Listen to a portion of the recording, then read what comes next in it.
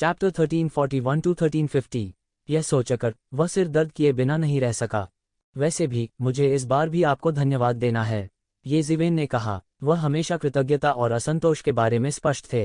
हालांकि ये युएं की पिछली जांच कार्रवाई ने उसे असंतुष्ट महसूस कराया था, लेकिन उसने जो जानकारी प्रदान की थी वह ये ज़िवेन के लिए एक बड़ी मदद के बराबर थी। हालांकि उम्मीद बहुत बड़ी नहीं थी, लेकिन बिना सिर वाली मक्खी की तरह इधर उधर भटकने से बेहतर था। यदि इस जानकारी के लिए नहीं तो वह धूल रहित मीठी घास खोजने के लिए एक मिशन जारी कर सकता था, भले ही कीमत थोड़ी महंगी हो। लेकिन फिर भी यह अभी भी एक घास के ढेर में सुई खोजने जैसा था। यह सिर्फ एक छोटा सा प्रयास है। अगर आपको भविष्य में किसी चीज़ की ज़रूरत है तो भी आप हमसे संपर्क कर सकते हैं। तू युयंग ने हल्की मुस्कान के साथ कहा, ये जानते हुए कि एक शिवेन और उसके मूड के बीच की दुश्मनी काफ़ी बेहतर थी। उस मामले में मैं छोड़ दूंगा। ये ज़िवेन 1 मिनट की भी देरी नहीं करना चाहती थी और सीधे अलविदा कह दिया। आप उन चीज़ों को नंबर 1 गुप्त क्षेत्र में बाद में भेज सकते हैं। इससे ये युयंग को कुछ आश्चर्य हुआ। ये ज़िवेन वास्तव में रोमांटिक नहीं थी। यहाँ तक कि वे स्वर्ग के इष्टजन भी, जिनकी आंखें सिर के ऊपर थीं, वे भी उसके साथ चलने की पूरी कोशिश करेंगे। हालांकि ये ज़िवेन एक अपवाद थी। इसके अलावा अगर यह उसके निरंतर तरजीही व्यवहार के लिए नहीं होता तो शायद वह उसे कोई चेहरा नहीं देता। ये बहुत खास था, लेकिन इस समय वह और क्या कह सकती थी। ये ज़िवेन के ये युयंग को अलविदा कहने के बाद वह जल्दी से एक्सचेंज की दूसरी मंजिल पर चला गया। इस समय पूरी पहली मंजिल अभी भी गर्मागर्म चर्चा में थी, खासकर जब उन्होंने ये ज़िवेन को देखा। जब वह नीचे आया तो हंगामा मच गया, खासकर तब जब ये ज़िवेन की पहचान अब व्यापक रूप से फैल चुकी थी। नंबर 1 गुप्त क्षेत्र के रहस्यमय मास्टर ने केवल अपना चेहरा तब दिखाया जब वह पहली बार अंदर गया था। उसके बाद वह पूरी तरह से प्रकट हुआ और एक भूत की तरह गायब हो गया, जिसने अनगिनत विशेषज्ञों को ये ज़िवेन में और भी अधिक रुचि लेने के लिए प्रेरित किया। विशेष रूप से उनके और यिन ताइपिंग के बीच की दुश्मनी एक ऐसा विषय था जिसके बारे में हर कोई बात कर रहा था। ये ज़िवेन ने उन्हें नज़रअंदाज कर दिया और सीधे एक्सचेंज से बाहर चली गईं। ये ज़िवेन जब वह एक्सचेंज से बाहर निकला तो उसने दूर से एक ठंडी चीख सुनी, जिसके बाद एक आकृति तेजी से दौड़ती हुई आई। यह यिन ताइपिंग था। इस समय यिन ताइपिंग ने एक लोहे का लबादा पहन रखा था, एक लोहे का भाला पकड़े हुए था और एक राजसी विदेशी जानवर की सवारी कर रहा था जो लगातार आसमान की ओर गरज रहा था। उसके लोहे के लबादे पर ताज़ा खून भी बह रहा था। यह स्पष्ट था कि वह अभी अभी एक अभियान से लौटा था। वह युद्ध के देवता की तरह दिखता था जिसने दुनिया को जीत लिया था। मैं यहाँ हूँ, जल्दी करो और अपनी मृत्यु स्वीकार करो। उनके बोलते ही पूरा स्थान हिंसक रूप से कांपने लगा, मानो वह ढहने वाला हो। यिन ताइपिंग, यह वह है? क्या वह अभी युद्ध से लौटा है? आखिरकार वह दिन आ ही गया। एक्सचेंज के अनगिनत विशेषज्ञ उत्साहपूर्वक चर्चा कर रहे थे। वे अच्छी तरह से समझ गए थे कि ये शिवेन किस तरह का व्यक्ति था। खासकर उनके और यिन ताइपिंग के बीच का मामला हर किसी की चर्चा का विषय रहा। अब जब 1 साल बीत चुका था तो उनके लिए एक दूसरे से किए गए वादे को पूरा करने का समय आ गया था। और इस समय यिन ताइपिंग ने वास्तव में हवा पर कदम रखा और ऊपर आ गया। ये ज़िवेन की आकृति बिना किसी मंच के डर के हवा में तैरने लगी। 21 वर्ष की कुलों की प्रतियोगिता का चैंपियन था जिसने एक बार गॉड्स चाइल्ड को हराया था। 1 साल पहले उसने एक आश्चर्यजनक चाल चली थी और यिन ताइपिंग को थोड़ा नुकसान पहुंचाया था। अभी अभी उसने यिन तायांग को एक ही वार से गंभीर रूप से घायल कर दिया था। और दूसरी तरफ एक भयानक विशेषज्ञ था जो पूरे मानव गुप्त दायरे में प्रसिद्ध था। उन्होंने मानव गुप्त क्षेत्र संख्या 10 पर कब्जा कर लिया। मानव गुप्त क्षेत्र में वे निस्संदेह सभी के ध्यान का केंद्र थे। अब जबकि वे दोनों आखिरकार लड़ने जा रहे थे, हर कोई पूरी तरह से उत्साहित था। उन्होंने वास्तव में ये ज़िवेन की ताकत देखी थी जिसने यिन तायांग को एक ही ब्लेड से गंभीर रूप से घायल कर दिया था। इसने उन्हें एक तरफा स्थिति की उम्मीद करने के बजाय इस लड़ाई के लिए तत्पर किया। यिन ताइपिंग का लंबा भाला हवा में इशारा करता था, मानो वह आकाश को चकनाचूर करने वाला हो। यह अत्यंत भयानक था, जैसे युद्ध का देवता लौट आया हो। उसके शरीर पर लोहे का लबादा खून से सना हुआ था। उसके शरीर पर जानलेवा आभा, न जाने कितने ही शक्तिशाली शत्रुओं को उसने अभी अभी मार गिराया था। वह लंबा भाला प्राचीन और रहस्यमय था, जिससे लोगों को भय का भ्रम होता था। और एक्सचेंज में हर कोई यिन ताइपिंग के शरीर से उभरती भयानक जानलेवा आभा को महसूस कर सकता था। वे मदद नहीं कर सके, लेकिन थोड़ा काम गए। यिन ताइपिंग कितना मजबूत है, वह इतना भयानक कैसे हो सकता है? भले ही उपस्थित लोगों में से कई अर्धचरण दिव्य क्षेत्र के स्तर पर भी थे, लेकिन जब यिन ताइपिंग के शरीर की आभा का सामना करना पड़ा तब भी वे बेहद भयभीत थे। वे एक ही दायरे में थे, लेकिन ऐसा लग रहा था कि उनके बीच एक स्वाभाविक खाई थी। वे एक ही दुनिया के लोग नहीं थे। यिन ताइपिंग के शरीर की आभा दिन ब दिन अत्याचारी होती जा रही थी।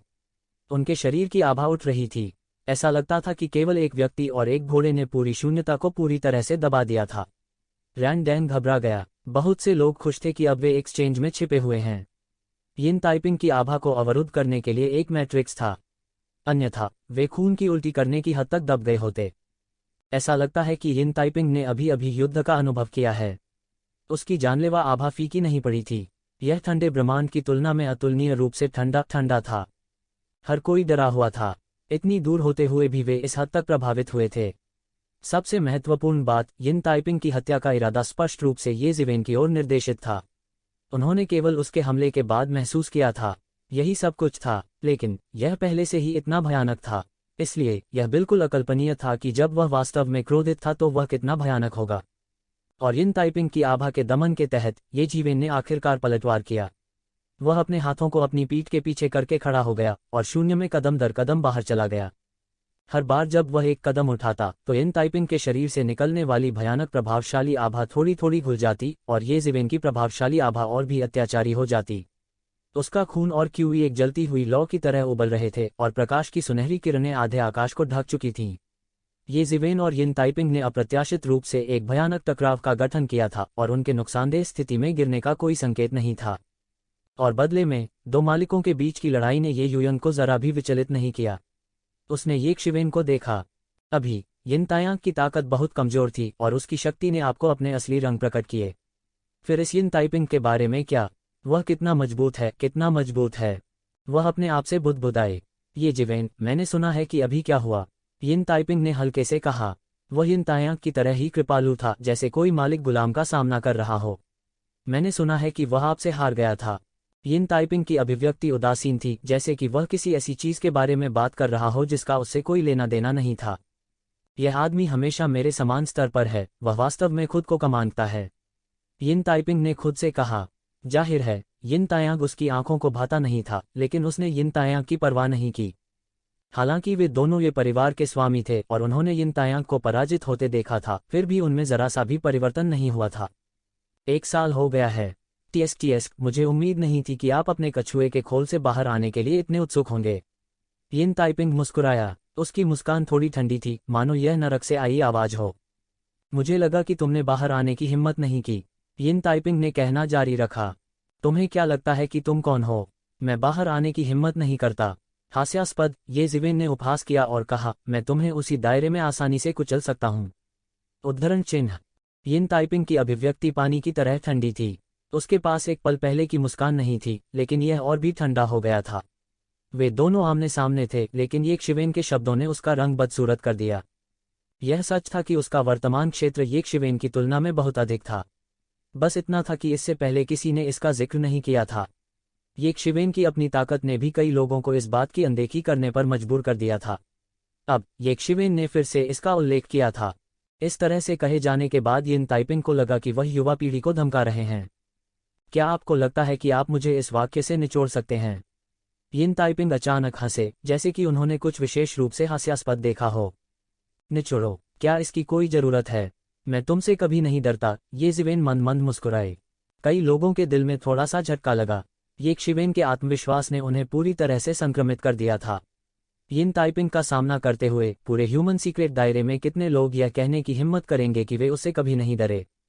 मैं बस सच कह रहा हूं। तुम अब भी मेरा कुछ नहीं कर सकते।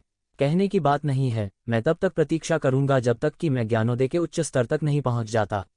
फिर मैं तुम्हारे सिर को आसानी से बाहरी दुनिया में ले जा सकूंगा। ये ज़िवेन ने उदासीनता से कहा। मेरा सिर ले लो, देखते हैं कि क्या तुम्हारे पास ऐसा करने की क्षमता है। यिन ताइपिंग ने अपनी मुस्कान पर लगाम लगाए। ऐसा लग रहा था कि ये ज़िवेन के शब्दों ने उसे कुछ चुभया था। फिर वह बेतहाशा हंसा, अतुलनीय रूप से ठंडा। वह अजीब जानवर जिस पर वह सवार था सभी दिशाओं को हिलाते हुए आकाश की ओर दहाड़ने लगा। यह एक महान रक्त रेखा वाला एक अजीब जानवर भी था। बकवास काटो, चलो करते हैं, ये ज़िवेन ने ठंडेपन से कहा। यिन ताइपिंग ने कुछ नहीं बोला, लेकिन अपने कार्यों से केवल ये ज़िवेन के शब्दों की पुष्टि की। एक हिंसक गर्जना के साथ वह अजीब जानवर जिस पर वह सवार था ये ज़िवेन की ओर तेजी से बढ़ने लगा। एक आदमी और एक घोड़ा, लेकिन वे एक शानदार सेना की गति के साथ दौड़े। दूर से देखने पर यह वास्तव में डरावना था, लेकिन इस समय ये ज़िवेन का खून और क्यूई भी बढ़ने लगा। वह पीछे नहीं हटे और अपनी हथेली फैला दी। उसके शरीर पर अनगिनत छिद्रों से तलवार का इरादा फूट पड़ा और उसकी हथेली में लोहे की तलवार बन गई। फिर तलवार का इरादा विशाल आकाश में उड़ गया। यिन ताइपिंग के एक लंबे भाले के अचानक हमले का सामना करते हुए और टूटे हुए शून्य को तोड़ने की एक तेज आवाज, एक भाला ये शिवेन की ओर इशारा किया गया था। बजना, यह आकाश में लोहे के भाले और लोहे की तलवार के बीच टकराव था। डांग, धातु के टकराने की एक और आवाज निकली। बूम, दोनों के बीच टकराव का परिणाम ऊर्जा के प्रचंड ज्वार की तरह एक पल में फैल गया, पागलपन से सभी दिशाओं में बह गया। आध्यात्मिक ऊर्जा सभी दिशाओं में बिखरी हुई और हिंसक, सभी की दृष्टि को अवरुद्ध कर रही है। कौन जीता और कौन हारा? सबके मन में एक ही शंका थी। अभी अभी टकराव बहुत हिंसक था, वास्तव में क्या हुआ किसी ने नहीं देखा। लड़ाई कैसी चल रही है? कौन जीता और कौन हारा? अनगिनत लोग इसके बारे में बात कर रहे थे। इस समय आध्यात्मिक क्यूई अंत में शांत हो गया और भीड़ ने आखिरकार दृश्य देखा। दोनों हवा में गतिरोध में थे। आसन संकट के क्षण में तुजिवेन की लंबी तलवार ने यिन ताइपिंग के लंबे भाले को उसके माथे पर रोक दिया। उन्होंने यिन ताइपिंग के पियरलेस अटैक को पूरी तरह से ब्लॉक कर दिया था। इस हमले ने उन्हें जरा भी नहीं हिलाया। लेकिन भीड़ का अपना निर्णय था कि दोनों पक्षों के बीच कौन अधिक मजबूत है। हालांकि ऐसा लगता है कि वे समान रूप से मेल खाते हैं, लेकिन यह देखते हुए कि यिन ताइपिंग ने अपने माउंट की शक्ति उधार ली है, फिर भी वह अभी भी ये जिवेन के लिए कुछ नहीं कर सकता। क्या ये जिवेन वास्तव में मानव त्वचा में एक राक्षस है? अन्यथा कैसे क्या उसके पास इतनी भयानक शक्ति हो सकती है? यह सही है, वह अब यिन ताइपिंग के साथ प्रतिस्पर्धा कर सकता है। यदि ये जिवेन भविष्य में यिन ताइपिंग के समान क्षेत्र में हो सकता है, तो मुझे डर है कि वह वास्तव में यिन ताइपिंग को घास की तरह व्यवहार कर सकता है। क्रैक क्रैक, चकनाचूर की आवाज हुई और उनके पैरों के नीचे का शून्य चकनाचूर हो गया। अनगिनत आध्यात्मिक क्यूई मौके पर ही गिर पड़े। हर कोई अतुलनीय रूप से हैरान था। उनके आक्रमण और शक्ति एक दूसरे को प्रभावित नहीं कर पाए थे। वे सभी अपने पैरों पर मोड़ दिए गए थे। यह शक्ति कितनी भयानक थी इसका अंदाजा उनके पैरों के नीचे के शून्य के ढहने से लगाया जा सकता था। ये दोनों वास्तव में इतने शक्तिशाली थे कि उन्हें अर्धचरण दिव्य क्षेत्र के अंतिम चरण में राजा कहा जा सकता था। यदि सामान्य लोग उनके पास जाते तो वे केवल आसानी से मारे जाते। अगर वे उन्हें उकसाते तो वे भी मर जाते। जितना मैंने सोचा था तुम्हारी शक्ति उससे कहीं अधिक मजबूत है, लेकिन यह तुम्हें आज हारने से नहीं रोक सकता। इस समय यिन ताइपिंग ने अपना मुंह खोला। उसने ये शिवेन की आंखों में थोड़ा डर देखा। ये शिवेन को बिना किसी नुकसान के अभी अभी यह झटका लगा था। यह उसे अतुलनीय रूप से भयभीत करने के लिए पर्याप्त था। वह बहुत स्पष्ट था कि हालांकि यह केवल पहला हमला था, वह बिल्कुल पीछे नहीं हटे। ये शिवेन कैसे आश्चर्यचकित नहीं हो सकता था कि वह वास्तव में इसे रोक सकता था। ऐसे व्यक्ति को यदि बढ़ने दिया जाए तो शायद वह अत्यंत भयानक भी होगा। ऐसे व्यक्ति के सामने उसे पालने में मार देना ही सबसे अच्छा उपाय था। उनके जैसा उच्छृंखल व्यक्ति भी ऐसा ही सोचता था। कोई सोच सकता था कि एक शिवेन ने उसे कितना झटका दिया था। यदि यह इस तथ्य के कारण नहीं होता कि उसका क्षेत्र एक शिवेन के दायरे से बहुत आगे निकल गया होता, तो शायद वह इस समय एक शिवेन का विरोधी नहीं होता। यह कहना अभी भी मुश्किल है कि कौन हारेगा। ये जिवेन मंद मंद मुस्कुराए। उसका खून और क्यूई बढ़ रहे थे और उसके हाथ में लोहे की तलवार खनखना रही थी। इस तरह के प्रतिद्वंद्वी से मिले हुए काफी समय हो गया था। उसने ट्रांसेंडेंस दायरे के 9वें स्वर्ग में कदम रखा था और उसे ऐसे प्रतिद्वंद्वी की आवश्यकता थी ताकि वह ट्रांसेंडेंस दायरे के 9वें स्वर्ग की ताकत को पूरी तरह से समझ सके, जिससे उसका बहुत समय बच सके। तुम्हें क्या लगता है कि तुम कौन हो? तुम बस अपने दायरे पर भरोसा कर रहे हो। ये जिवेन ने यिन ताइपिंग को भड़काना जारी रखा। मेरा स्तर तुम्हारे स्तर से ऊंचा है। यही वह जगह है जहां मेरा फायदा है। क्या आपको लगता है कि मुझे आपसे लड़ने के लिए अपना स्तर कम करने के लिए उकसाया जाएगा? यिन ताइपिंग ने ठंडी मुस्कान के साथ कहा। हालांकि वह आत्मविश्वासी था, लेकिन वह इस हद तक अहंकारी नहीं था। कहने की बात नहीं है, ये जिवेन की ताकत ने उसे एक बेहद खतरनाक भ्रम दिया था। अन्यथा उसने ये शिवेन के खिलाफ लड़ने के लिए अपनी ताकत को सील कर लिया होता। वह कई वर्षों से लड़ रहा था और उसकी एक शानदार प्रतिष्ठा थी। उसकी भयंकर प्रतिष्ठा कभी भी भाग्य से प्राप्त नहीं हुई थी। इसके बजाय इसे लड़ाइयों के माध्यम से प्राप्त किया गया था। बूम, यिन ताइपिंग ने फिर किया हमला। लोहे का भाला अचानक पीछे हट गया, जिसके बाद एक और भयानक हमला हुआ। लोहे के भाले ने शून्य को काट दिया, मानो उसने एक पल में आकाश को भेद दिया हो। इस तरह की ताकतवर मार्शल आर्ट एक साल पहले यिन ताइपिंग के साथ लड़ने के दौरान महसूस किए गए अनुभव से पूरी तरह से अलग थी। उस समय यिन ताइपिंग एक रेंजर की तरह अधिक थे, लेकिन इस बार वह युद्ध के मैदान में एक जनरल की तरह थे। यह कहना कठिन था कि कौन अधिक शक्तिशाली था, क्योंकि अत्यधिक साधना के बाद वे सभी भयानक अस्तित्व थे। हालांकि यह कहा जाना था कि येज़िवेन ने इस वर्ष ट्रांसेंडेंस दायरे के 9वें स्तर में प्रवेश करने की नींव रखी थी। हालांकि यिन ताइपिंग निष्क्रिय भी नहीं थे। वह 1 साल पहले की तुलना में अधिक मजबूत था। वास्तव में वह बहुत अधिक शक्तिशाली था। हालांकि उसने अभी भी दिव्य क्षेत्र में कदम नहीं रखा था, इसमें कोई संदेह नहीं था कि उसने एक कदम आगे बढ़ाया था। उनके स्तर पर हो सकता है कि कुछ लोग पहले ही स्काई ह्यूमन स्टेज में कदम रख चुके हों। हालांकि उसे अभी ऐसा करना था। हर कोई अलग था। कुछ लोगों के शरीर समुद्र के समान थे। हालांकि वे बहुत मजबूत थे, औसत व्यक्ति के शरीर की तुलना में उनके लिए अपने शरीर को भरना कहीं अधिक कठिन होगा। येज़िवेन की तरह ही उसकी ताकत भी उसी क्षेत्र में सबसे अच्छी थी, लेकिन उसके लिए सफलता हासिल करना आम लोगों की तुलना में कहीं अधिक कठिन था। उसके संचय के साथ सामान्य लोग बहुत पहले ही दिव्य क्षेत्र में कदम रख चुके होंगे। यिन ताइपिंग के लिए भी ऐसा ही था। 1 और साल के बाद वह मजबूत हो गया था, लेकिन वह अभी चरम पर नहीं पहुंचा था। येज़िवेन के हाथ में लोहे की तलवार खनखनाती है, अनगिनत तलवारों का प्रभामंडल फूटता है। वे शून्य में बह गए, एक अंतहीन किनारा बना लिया और लोहे के भाले से भयंकर रूप से टकरा गए। बूम! एक और पृथ्वी बिखरने वाली टक्कर हुई। शून्य कांप गया और फटा। उन दोनों ने बिल्कुल भी पीछे नहीं हटे। उनकी हत्या का इरादा आसमान में उठ गया। भले ही वे व्यापारिक केंद्र की सरणी में छिपे हुए थे, फिर भी भीड़ भयानक हत्या के इरादे को महसूस कर सकती थी। बाहरी दुनिया में नायक कहलाने वाले इन उस्तादों को इस समय केवल सिर से पांव तक ठिठुरन महसूस हो रही थी। उन सभी को थोड़ा डर लगा। वे एक ही दायरे में थे, लेकिन वे बहुत हीन थे। इन दोनों का इस हमले में बराबरी का हाथ था। यिन ताइपिंग का क्षेत्र गहरा था, जबकि येज़िवेन का संचय गहरा था और उसका अत्याचारी शरीर और भी अधिक अत्याचारी था। वे वास्तव में समान रूप से मेल खाते थे। हमले के विफल होने के बाद दोनों बिल्कुल नहीं रुके और सीधे एक दूसरे के खिलाफ दंडात्मक अभियान चलाया। Boom boom boom! एक पल में पता ही नहीं चला कि दोनों पक्ष कितनी बार टकराए। लड़ाई के बाद सीधे अंतरिक्ष की गहराई में बह गया और यह अज्ञात था कि कितने अत्याचारी स्वामी चिंतित थे। इस स्तर के परास्नातक संपूर्ण मानव गुप्त दायरे में परम चरम युद्ध कहे जा सकते हैं। और 2 नीले लबादे वाले नौजवान और लाल लबादे वाले अधेड़ उम्र के आदमी, जो 1 साल से इस लड़ाई का इंतजार कर रहे थे, इस समय भी दिखाई दिए। हमें लगभग देर हो चुकी थी। मुझे उम्मीद नहीं थी कि लड़ाई अभी खत्म नहीं होगी। नीली लबादा पहने युवक मंद मंद मुस्कुराया और थोड़ा आश्चर्य से बोला, क्या ऐसा नहीं है? इस तरह की लड़ाई में मैंने सोचा था कि हम में से एक यिन ताइपिंग से लड़ेगा। लाल लबादे वाले मध्यम आयु वर्ग के व्यक्ति ने हंसते हुए कहा, अभी केवल एक छोटा वर्ष रहा है और इन दोनों की प्रगति तुच्छ नहीं है। यिन ताइपिंग की युद्ध शक्ति वास्तव में इस स्तर तक सुधरी है। मैंने सुना है कि इस वर्ष में वह स्वग्रहों में लड़ रहा है, कई आदिवासियों का वध कर रहा है और यहाँ तक कि कई आदिवासियों के देशों को नष्ट कर रहा है। यह कहा जा सकता है कि वह भयंकर है और उसने बहुत सी चीजें जब्त भी की हैं। यिन ताइपिंग की तुलना में जिसने वास्तव में आश्चर्यजनक प्रगति की है, वह येज़िवेन है। उसने केवल कानून अभिव्यक्ति दायरे के 9वें स्तर में प्रवेश किया है, लेकिन क्या आपने देखा है कि उसका पूरा स्वभाव नाटकीय रूप से बदल गया है? यदि 1 साल पहले वह यिन ताइपिंग का सामना करते समय मुश्किल से ही अपनी रक्षा कर सकता था, तो अब वह वास्तव में यिन ताइपिंग से लड़ सकता है, जिसकी ताकत में बहुत सुधार हुआ है। यह बिल्कुल अलग है। यिन ताइपिंग की ताकत में बहुत सुधार हुआ है और उनका पुनर्जन्म हुआ है। नीले वस्त्र पहने युवक ने अपनी बाहें चढ़ा लीं और कहा, यह दिलचस्प है। बहुत सारे लोग मानव गुप्त दायरे नंबर 1 पर नजर गड़ाए हुए हैं। इससे पहले जब येज़िवेन ने प्रवेश किया था तो कई लोगों ने कहा था कि येज़िवेन बिल्कुल भी योग्य नहीं थी। अब ऐसा लगता है कि भले ही वह मानव गुप्त दायरे पर हावी होने के लिए पर्याप्त नहीं है, कम से कम उसके पास दूसरों को नीचा दिखाने की योग्यता है। कम से कम वह हमारे सकल में प्रवेश करने के योग्य है। टस्क, यह दिलचस्प है।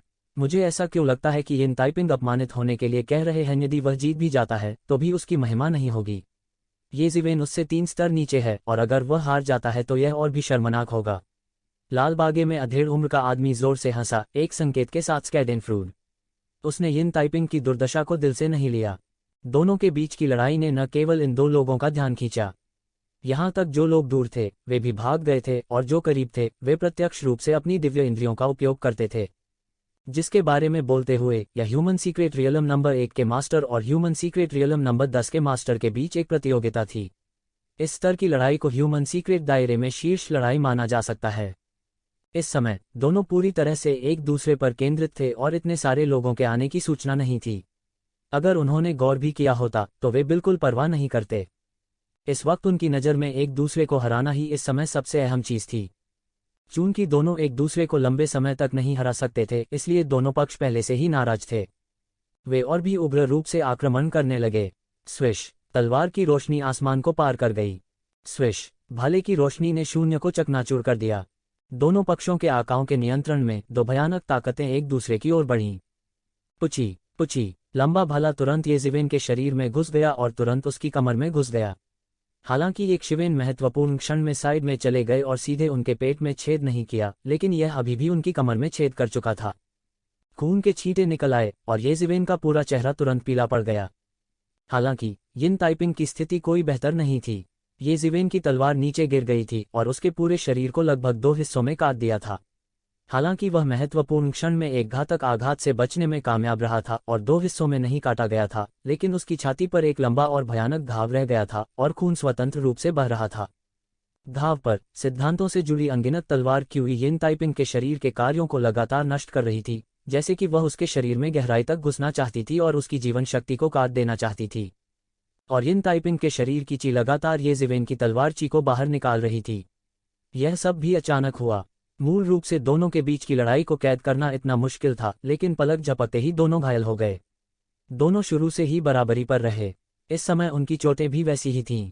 यह कहना कठिन था कि किसकी चोट अधिक घातक थी, लेकिन एक बात निश्चित थी, यदि यह कोई और होता तो वे बहुत पहले मर चुके होते।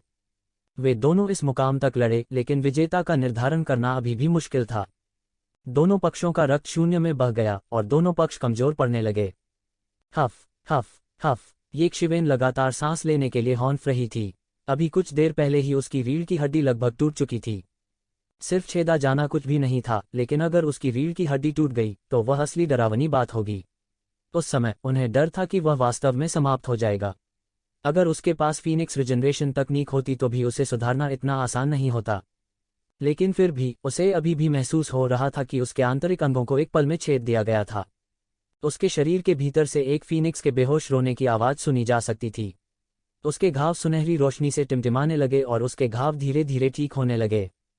उपचार के मामले में येज़िवेन ने फीनिक्स रीजनरेशन तकनीक से बेहतर उपचार तकनीक कभी नहीं देखी थी। दूसरी तरफ यिन ताइपिंग भी लगातार ठीक हो रहे थे। उसके चेहरे पर बैंगनी रोशनी के छींटे दिखाई दिए और उसकी छाती में तलवार की आभा जल्दी से बाहर निकल गई। फिर घाव धीरे धीरे ठीक होने लगा। हालांकि यह क्षेत्र बड़ा था, लेकिन यह येज़िवेन जितना गहरा नहीं था। इस समय वह लगातार हाँफ भी रहा था और उसका चेहरा पीला पड़ गया था। घाव के धीरे धीरे ठीक होने के बाद उसके चेहरे पर धीरे धीरे रंग का निशान पड़ गया। येज़िवेन बिल्कुल नहीं रुके और तुरंत यिन ताइपिंग पर फिर से हमला किया। दोनों पक्षों के बीच थोड़ी सी भी सहजता का कोई आधार नहीं था। यिन ताइपिंग के लिए यह न केवल मानव नंबर एक गुप्त दायरे के बारे में था, बल्कि उनकी गरिमा से भी संबंधित था। यह उसके लिए बहुत शर्म की बात थी कि उसे येज़िवेन द्वारा इस हद तक मजबूर किया गया था, जो कानून घोषणापत्र क्षेत्र का मात्र 9वां स्तर था। अगर वो येज़िवेन को नहीं हरा सका तो उसे डर था कि उसके लिए सिर उठाना मुश्किल होगा। येज़िवेन के लिए किसी कारण की कोई आवश्यकता नहीं थी। यिन ताइपिंग की दुश्मनी वजह थी। यिन तायांग के विपरीत यिन तायांग पर्याप्त मजबूत नहीं था, इसलिए वह येज़िवेन के लिए बिल्कुल भी बड़ा खतरा नहीं था। हालांकि यिन ताइपिंग के पास वास्तव में येज़िवेन को डराने की ताकत थी। येज़िवेन की गति बहुत तेज थी। जैसे ही वह आगे बढ़ा उसके शरीर के चारों ओर हवा और गड़गड़ाहट की अनगिनत शक्तियां लिपटी हुई थीं। एक पल में वह यिन ताइपिंग के सामने आ चुका था। इस समय यिन ताइपिंग की चोटें केवल 80% ठीक हुई थीं। जाहिर है उनके और फीनिक्स पुनर्जनन तकनीक के बीच एक बड़ा अंतर था। येज़िवेन ने लोहे की तलवार को अपने हाथ में पकड़ रखा था और तलवारों की अनगिनत बत्तियां फूट पड़ीं। ये तलवार रोशनी मध्य हवा में घनीभूत हो गई और तुरंत तलवारबाजी की एक लंबी नदी में बदल गई, जो सीधे यिन ताइपिंग की ओर घुस गई। बूम! यिन ताइपिंग येज़िवेन से बिल्कुल भी नहीं डरती थी। हालांकि उसने अपनी ताकत का केवल 80% ही वापस प्राप्त किया था, वह येज़िवेन की पुनर्प्राप्ति गति से हैरान था। हालांकि उसके पास इस समय सोचने के लिए अधिक समय नहीं था। उसने तुरंत अपना लोहे का भाला फेंका। भाले की छाया जो बिजली की तरह तेज थी, आकाश में चुभ गई। यह एक लंबे आकाश की तरह था, अपने नुकीले नुकीले और अपने पंजों को फैलाते हुए जैसे ही यह तलवारों की लंबी नदी की ओर बढ़ा। बूम! यह एक और भयानक टक्कर थी। इस समय येज़िवेन का फिगर थोड़ा हिल गया और यिन ताइपिंग ने थोड़ा सा कदम पीछे ले लिया। हालांकि यह केवल एक छोटा सा अंतर था, यह उपचार के मामले में दोनों पक्षों के बीच के अंतर को देखने के लिए पर्याप्त था। युद्ध की प्रभावशीलता के मामले में यह अंततः एक प्रभाव में बदल गया था। दोनों पक्षों के बीच की खाई चौड़ी होने लगी है। दोनों पक्षों के बीच की खाई चौड़ी होने लगी है। येज़िवेन किस प्रकार की उपचार शक्ति तकनीक का अभ्यास करती है? यह तो आश्चर्यजनक है। मैंने यिन ताइपिंग की उपचार शक्ति तकनीक के बारे में सुना है। यह एक प्राचीन युद्ध क्षेत्र से प्राप्त एक पवित्र उपचार तकनीक है। यह बहुत ही आश्चर्यजनक है, विशेष रूप से कम समय में आपातकालीन उपचार के संदर्भ में। हालांकि मुझे उम्मीद नहीं थी कि यिन ताइपिंग इस पहलू में ये सिवेन से पीछे रह जाएंगे। इस समय नीले वस्त्र पहने युवक ने कुछ आश्चर्य से कहा।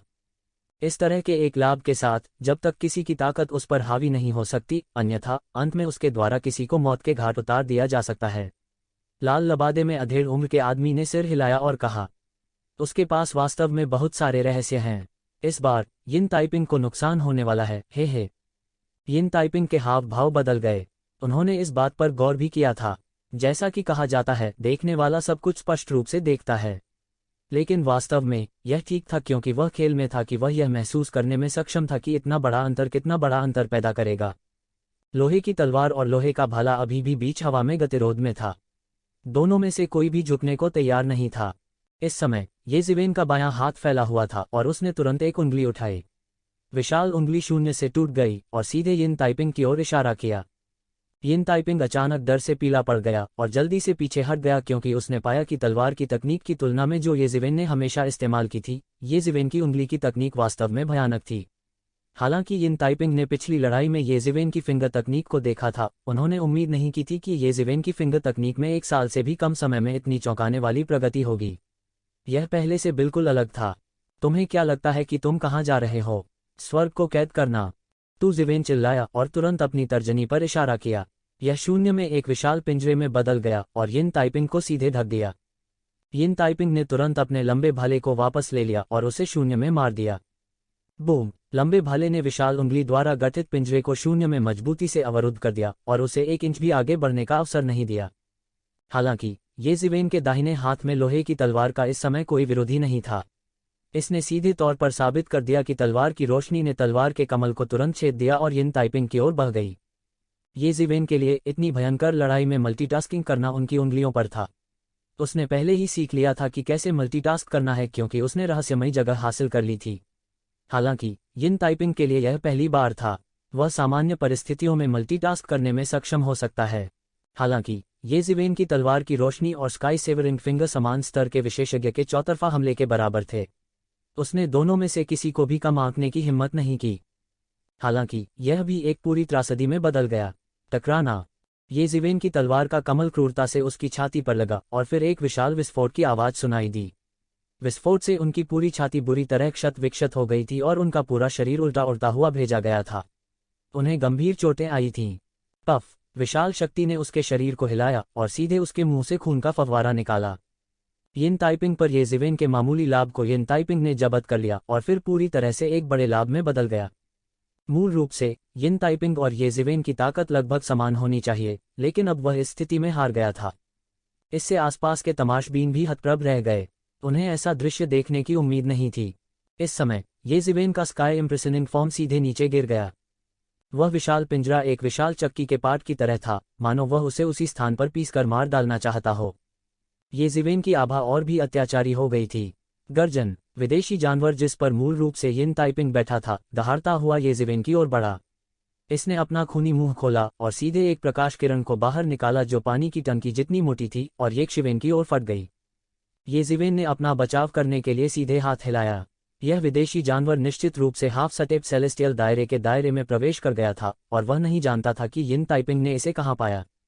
बूम! येजिवेन ने अपना हाथ फैलाया और प्रकाश की वह विशाल किरण सीधे उसके हाथ से टकराए।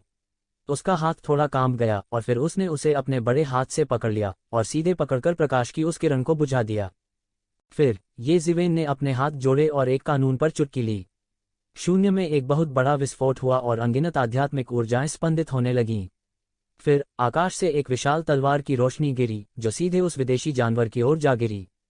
हालांकि उस विदेशी जानवर ने भी यिन ताइपिंग की तुलना में आधे चरण वाले आकाशीय दायरे में प्रवेश किया था, लेकिन स्पष्ट रूप से एक बड़ा अंतर था और यह येजिवेन के लिए कोई मैच नहीं था।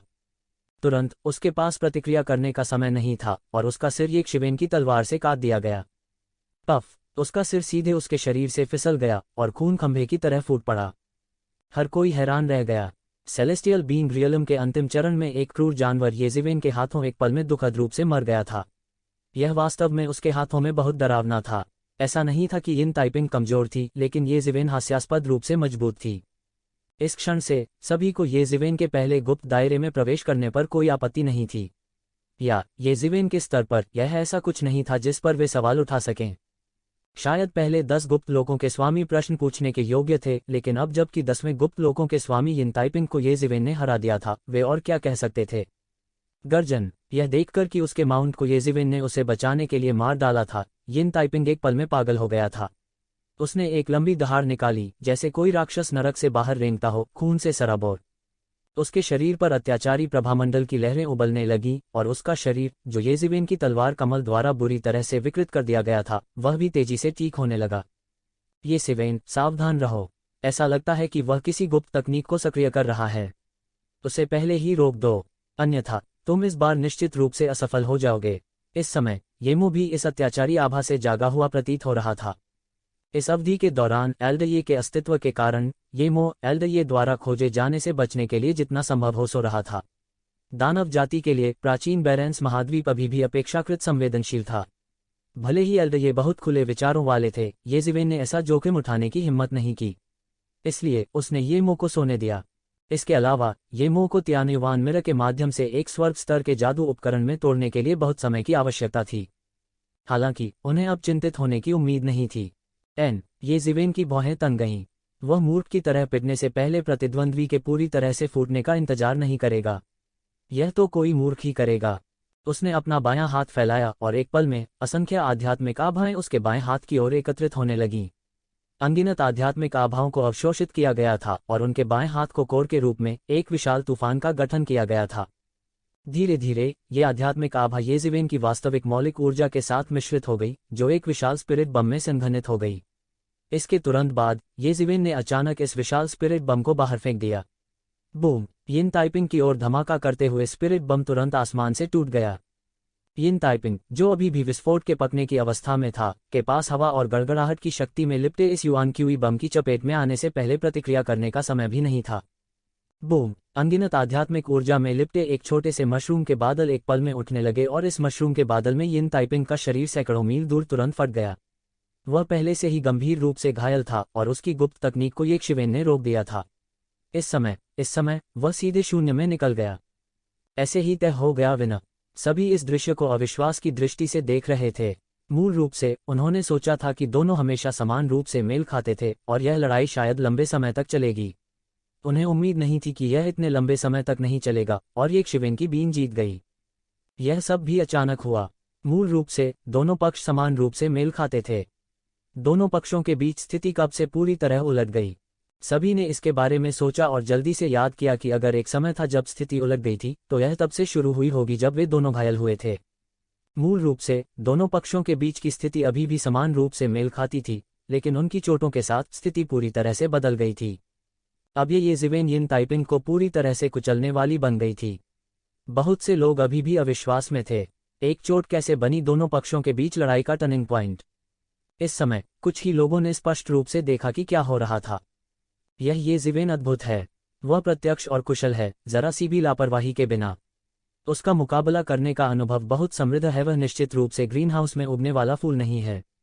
नीले बागे में युवक ने भावना के साथ कहा, भले ही वह मैं होता, मेरे लिए इस तरह की विनाशकारी लड़ाई लड़ना और यिन ताइपिंग को हराना शायद असंभव होता। उद्धरण चिन्ह। यह अफसोस की बात है कि यिन ताइपिंग अभी चोट के लिए चोट का आदान प्रदान करना चाहते थे, जो उनकी हार का मूल कारण है। इस बार मैं व्यर्थ नहीं आया। कम से कम मुझे पता है कि एक ज़िवेन के साथ लड़ते हुए मुझे चोटिल नहीं होना चाहिए, भले ही चोट के बदले चोट लगनी हो। एक बार चोटिल होने के बाद मैं पूरी तरह से उनकी लय में आ जाऊंगा। इसके अलावा वह एक ऐसा व्यक्ति है जो सोचने और कार्य करने की हिम्मत करता है, बिल्कुल ऐसा व्यक्ति जो निर्णायक रूप से मारता है। ऐसे व्यक्ति से निपटना आसान नहीं होता है। मुझे डर है कि अब रेन नंबर 1 सीक्रेट रियल्म को चाहने वाले कम लोग होंगे। इस बार यिन ताइपिंग ने एक लोहे की प्लेट को पूरी तरह से लात मार दी और एक सीढ़ी बन गया, जिससे वह रातों रात प्रसिद्ध हो गया। उद्धरण चिन्ह। लाल बागे में अधेड़ उम्र के व्यक्ति ने सिर हिलाया। ये ज़िवेन पहले बहुत प्रसिद्ध थे, लेकिन यह इस तथ्य पर आधारित था कि वे रेन नंबर 1 गुप्त दायरे के मालिक थे। अगर वह रेन नंबर 1 गुप्त दायरे का मालिक नहीं होता, तो कौन परवाह करता कि वह कौन है। लेकिन अब यह अलग था। यिन ताइपिंग को हराने के बाद उसके पास वह ताकत और रुतबा था जो रेन नंबर 1 सीक्रेट रियल्म के मालिक के बराबर था। भले ही वह रेन नंबर में सबसे मजबूत न हो एक गुप्त क्षेत्र, वह निश्चित रूप से सबसे मजबूत में से एक था। इतना काफी था। ये जिवेन द्वारा यिन ताइपिंग को हराने की खबर भी कुछ ही समय में पूरे रेन नंबर एक गुप्त दायरे में फैल गई। इस मामले से अनगिनत लोगों में हड़कंप मच गया था। ये दोनों प्रसिद्ध थे। ये जिवेन रेन नंबर एक गुप्त दायरे के मालिक थे और यिन ताइपिंग रेन नंबर 10 गुप्त दायरे के मालिक थे। दोनों के बीच की लड़ाई को पूरे रेन नंबर एक सीक्रेट दायरे की अंतिम लड़ाई के रूप में देखा जा सकता है। लेकिन यह ऐसे परिणाम के साथ समाप्त हुआ। एक समय के लिए ये जिवेन को प्रसिद्ध कहा जा सकता था। जिन लोगों ने उसके बारे में जोर से बोलने की हिम्मत की, वे एक पल में गायब हो गए। इस समय केवल गहरा सदमा था। यिन ताइपिंग ने अपनी प्रतिष्ठा स्थापित करने में कितना समय लगाया। तो जिवेन ने यिन ताइपिंग की हार पर खड़े होने और अपनी प्रतिष्ठा स्थापित करने के लिए केवल एक लड़ाई का इस्तेमाल किया। कुछ समय के लिए लोग सभी दिशाओं में जा रहे थे। यह बहुत अच्छा है। रेन नंबर एक के मूल मालिक के गुप्त दायरे के बाद पृथ्वी नंबर के लिए छोड़ दिया गया एक गुप्त क्षेत्र, रेन नंबर एक गुप्त दायरे के राजा के लिए एक और लड़ाई होगी। क्या यह सही नहीं है? यिन ताइपिंग की ताकत ये शिवेन से कम नहीं है। इस बार उनकी विफलता कमोबेश दुर्भाग्यपूर्ण है। वह इसे कैसे जाने दे सकते हैं? जब वह पूरी तरह से ठीक हो जाएगा तो वह एक और भयानक हत्यारा देवता होगा। यह पता चला है कि रेन नंबर एक सीक्रेट रियल्म का मालिक कुछ समय के लिए दूर हो गया है। राजाओं की लड़ाई शुरू होने वाली है। मैं वास्तव में आगे देख रहा हूं कि रेन नंबर एक के शासन को कौन प्राप्त कर सकता है। गुप्त क्षेत्र। रेन नंबर एक गुप्त क्षेत्र कुंजी नहीं है। कुंजी रेन नंबर एक गुप्त दायरे के राजा का बेताज ताज है। कितने लोग इसे प्राप्त करना चाहते हैं? ये जिवेन भी एक प्रभावशाली व्यक्ति बन गईं। कई लोगों की नज़र में ये जिवेन निस्संदेह रेन नंबर एक गुप्त दायरे के राजा के लिए प्रतिस्पर्धा करने की ताकत और योग्यता रखते थे। हालांकि यह केवल एक योग्यता थी जिसे सभी ने मान्यता दी थी। रेन नंबर एक गुप्त क्षेत्र इतना बड़ा था और अनगिनत स्वामी थे। कुछ ही लोग थे जिनके पास वास्तव में ऐसी योग्यताएं थीं। अन्य केवल प्रतियोगिता देख सकते थे। इन नामों में ये जिवेन ने दो परिचित नाम भी सुने थे, प्रिंस जिन और प्रिंस ह्यू। इन दो लोगों ने क्रमशः रेन नंबर 3 गुप्त दायरे और रेन नंबर 4 गुप्त दायरे पर कब्जा कर लिया।